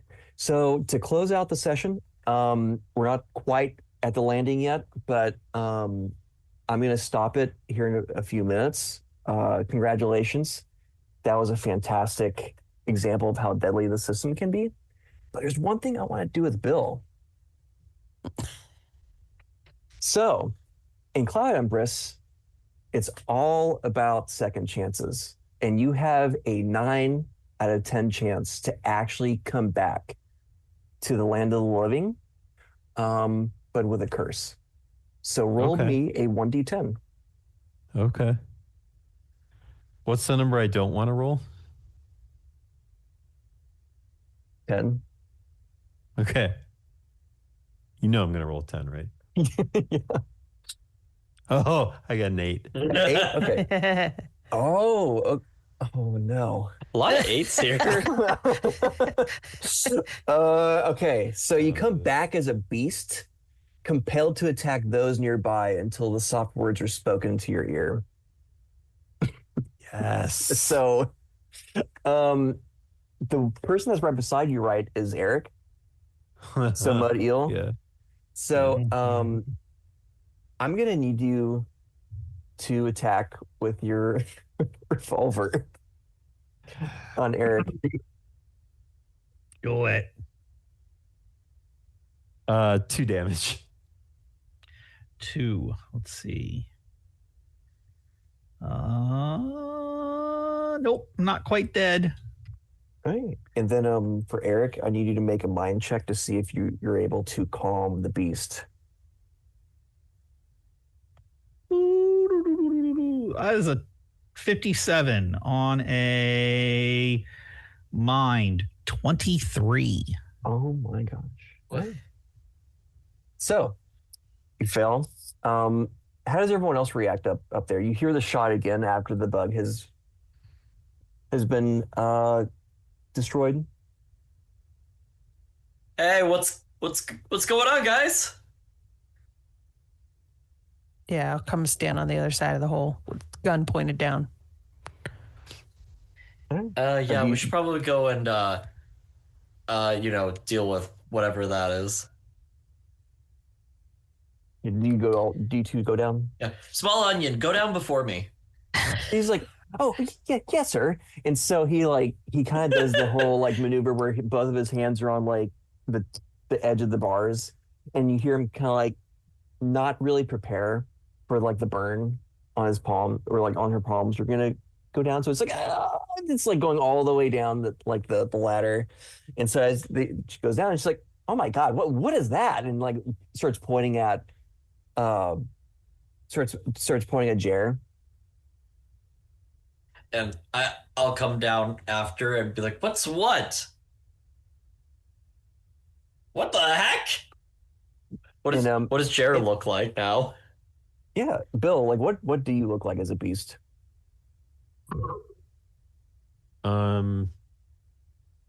So, okay. Have you maybe seen Creature Commandos or the Weasel?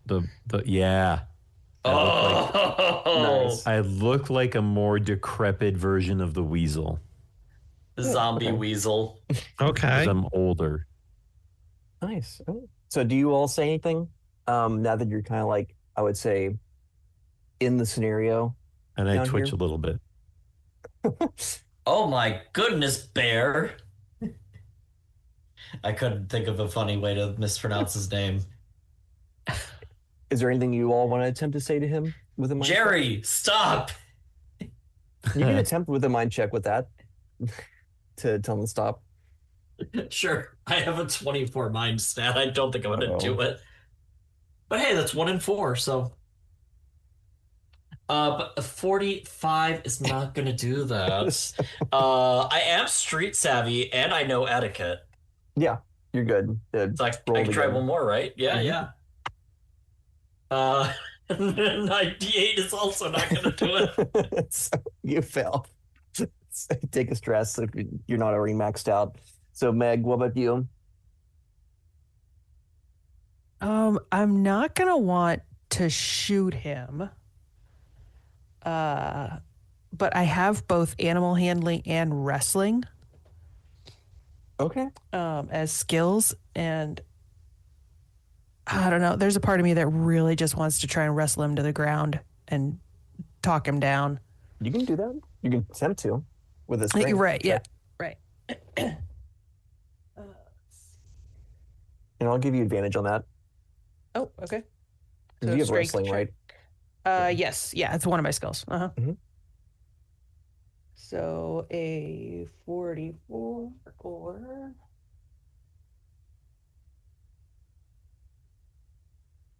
16 out of 29. Yeah. All right, tell Rolling me high. exactly what you do to subdue this beast of Jared. I think Gord will come down the stairs, see what's going on, and probably from like 4 steps from the bottom, just take a leap and just latch right onto his back, pull him down to the ground. Snap out of it, Jer. Snap out of it. And then I would say that works for you.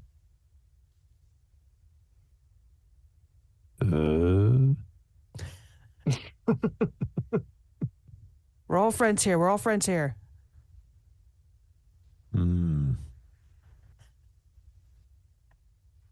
Friends. Friends. And I point at Aiden. Al. I'll look over at Aiden and just say, "Can he call you Al?" I mean, I'm not gonna stop him. He looks like he has rabies. Yeah, good call. Yep, you could call him Al. Yeah, Al is how you say my name. Yeah, 100%. You just see him laughing. Eric, does your character kind of react after being shot at? I'm gonna be like, ow, that hurt. Shot me, ass. So, I will say this for you, Bill. This is your character going on like forever. Like there's no like turning. This is your curse. So however you want to like role play as the beast from now on, great. If you die again though, that is permanent. But this is a good lesson for everyone that if you die your first time as a character, you do have a really good chance of just coming back, but with just something different about you. But okay. So I'm gonna say we are going to end the session here. I would say like almost at the end of the last voyage of the Bean Barge, but it's a good spot to end for combat. So congratulations. Most of everyone survived. Hooray! Nice. Yeah. Right. So I mean, technically, I'm still alive. It's fine. Yeah. Just extraordinarily bad luck for you and Eric, though. Felt really bad. But yeah. So Wait, Eric's still alive. Yeah, I just got beat up really good. Yeah, exactly. So yeah, like now that you've kind of like gone through combat and like you're getting a little more used to the advantage and disadvantages and magic and general rules, how does everyone feel about Cloud Empress? It's a neat little system. No, it's fun. Wonderfully It's easy to pick weird. up. Yes. Yeah. Definitely weird. I think the magicians are a little too difficulty spiked. Like it doesn't really feel like magic's something you want to use a whole lot, even with the drawback of, burning chalk or burning your teeth. The ability to cast spells felt pretty limited, like beyond just that. So. Like situational.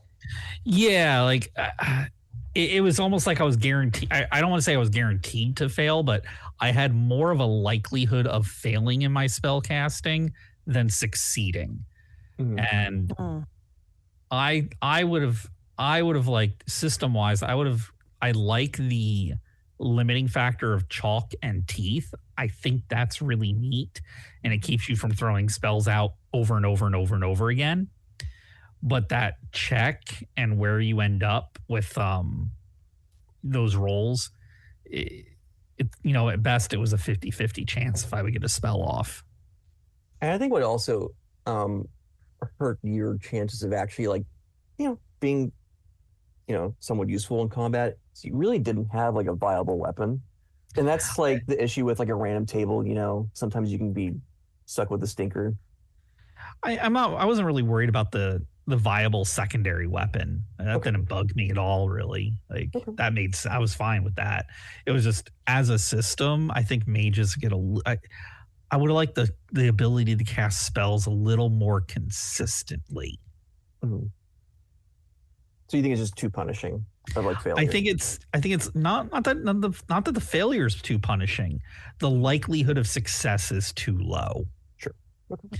If your character is a magician, you should be more successful in your spell casting. Mm-hmm.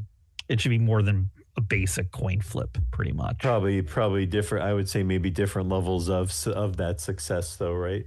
Like you should have more opportunities to be successful, but it just may be at different levels of intensity of that success versus just cut and dry, yay or nay. Yeah. One question: were you rolling your spells at advantage? Yes, I was. Yeah. Oh, wow. Yeah. I was just double checking, but his rolls were just not great. Yeah. I get that. My rolls were great. They were just high. Yeah. Well, you were still like here's the thing, you were still like failing, but yeah, like I do agree with you. Like, there probably should be more of like a success rate over 50%. I do think the system itself cushions that blow a little bit because you can still miscast and also like succeed, but there's like a little bit of like a rebound effect. But I never played as a magician before, so I was just really curious, like what it was like as a player for you, especially in like kind of a harsh environment like that. Yeah. I think it was fun. Yeah, the main takeaways that I have are the randomness of like the character creation. I personally didn't like. Like I had my heart set on being a teen lordling because of the kind of character I wanted to be. And when I rolled old and I asked to swap, like, you know, that's not the way the game is supposed to be played, but because you were being, you know, gracious, you allowed me to do it that way. That really helped. But then, like, also the items that I got just didn't feel like the character I wanted to play, but I was able to at least play along with it. So, like, character creation, I don't like the randomness of it. Especially when you're choosing the class you want to play as or like the job you want to play as. I do think that, like, you know, taking into consideration like what Eric was just saying, if I were to make like custom rules for this, I might consider doing, when determining stats, making it 3d10 plus 20 for stats, and then saves maybe 2d10 plus 20. That's something that I might consider. What I do think this system did very well was in that combat, I did not want to fight. And the reason why is because one of the first things you told me was like, hey, this system wants you to fight as a last resort. And so I was trying to find like a more creative solution. And like that ended up, you know, with the whole like the funny Menfa thing. And I did like that it like encouraged me to go down that route. And in fact, like I would say the system almost, because of the way that rolls are done, it encourages you to try and find ways to not roll. And whether that's a good or a bad thing, I think is up to interpretation. Yeah, like this in Mothership, because again, this is all based off of Mothership. It does not, I mean, it explicitly tells you in the rules that don't encourage players to roll. So some players may feel really jaded over that. They may want to roll more. They may want to have more of a chance to succeed. It's just a punishing system, you know? And even in like Mothership, if you think this is random, that's really random. Like you have to roll like a 1d 100 for like really random stuff that may or may not be, useful for you. But with Cloud Empress, it kind of like truncates it. But yeah. So for Meg, what about you? I kind of had the opposite reaction to how we rolled for characters. I loved the randomness of it. I liked just coming in with an idea of what the possible jobs were and then rolling it together. I loved that idea. I liked the challenge of that, and kind of building the character, almost on the fly. The only thing that I would say about character creation was I would probably switch when you roll for skills versus when you roll to get your weapon, because we rolled for skills first and or we chose skills first, I should say. And I chose blades as one of my skills, but then when we got our weapons, my weapon was a rifle. So my other player encountered that too. So like I had to like retroactively be like, okay, I have to find a way to, to put that in there. With you all, I feel like just the way that the modules run, it was just really difficult for me to kind of like find a moment before like all these like very set in stone, every like 10 minutes something happens. But that's why we're testing the system, see what works, see what doesn't work. The only thing that I could think of, which I ended up deciding not to kind of play it out, was when we went back to go get the weapons, I was gonna maybe raid the weapon locker a little bit more and see if there were blades in there, and then leave my gun or give my gun to somebody else to take the blades, if you would have allowed that. But yeah, that was the only piece of it that I thought was I would want to switch with that. And I also liked during combat the random other rolls, almost like consequence rolls. You actually succeeded on that failure, but there was a consequence to it. I liked that idea of it too, that piece of it. Yeah. And then for Bill?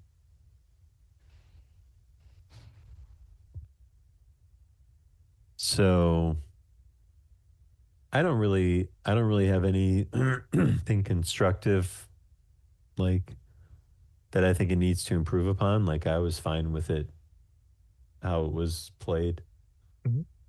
As I get used to these other different dice mechanics and stuff, I based on the type of character I was playing, and I was more enjoying the overall atmosphere of the game. So I thought it was good. Cool. Whatever. Yeah. I'll say I deeply respect the Mothership system. I like how simple it is. I do like the randomness of it. Sometimes it can get a little frustrating, like where Christian was talking about for character creation. In those moments, I'll just reroll.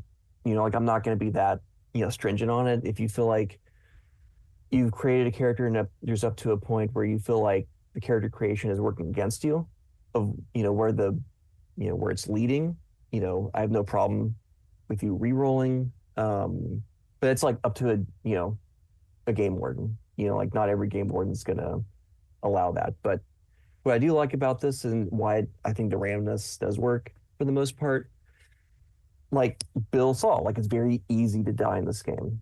So it expects you to roll a character within like 5 minutes or under, and you can kind of like slip in as another character if you didn't have a backup one.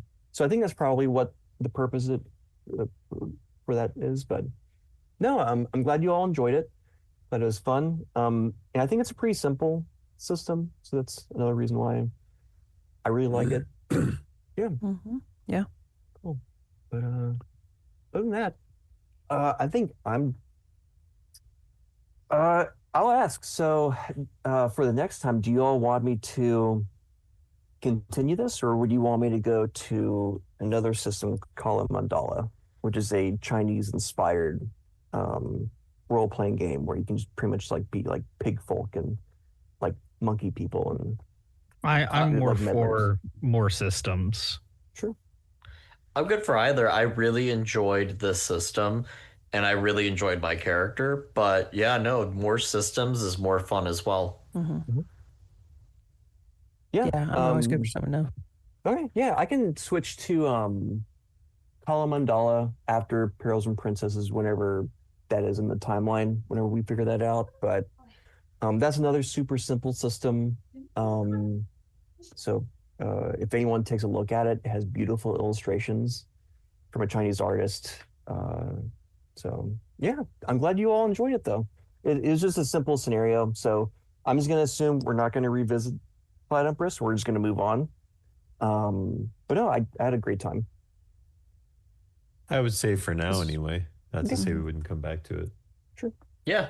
Like I said, I really like my character. I would not be opposed to coming back to him. Sure. Awesome. Yeah. Thanks for playing. Thanks, man. Thanks for running, good. Ben.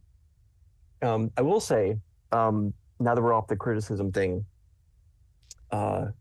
Bill, your action of like putting your fist up the butthole was fantastic. Thank you very much. I tried. I was gonna go out with a bang. Giggity. And you did. We'll say. Giggly. Thanks for joining us for Cloud Empress Part 2 and the post-game discussion. Hope you enjoyed this as much as we did. Be sure to let us know what you think in the comments. Thanks for listening, and we hope to see you again soon.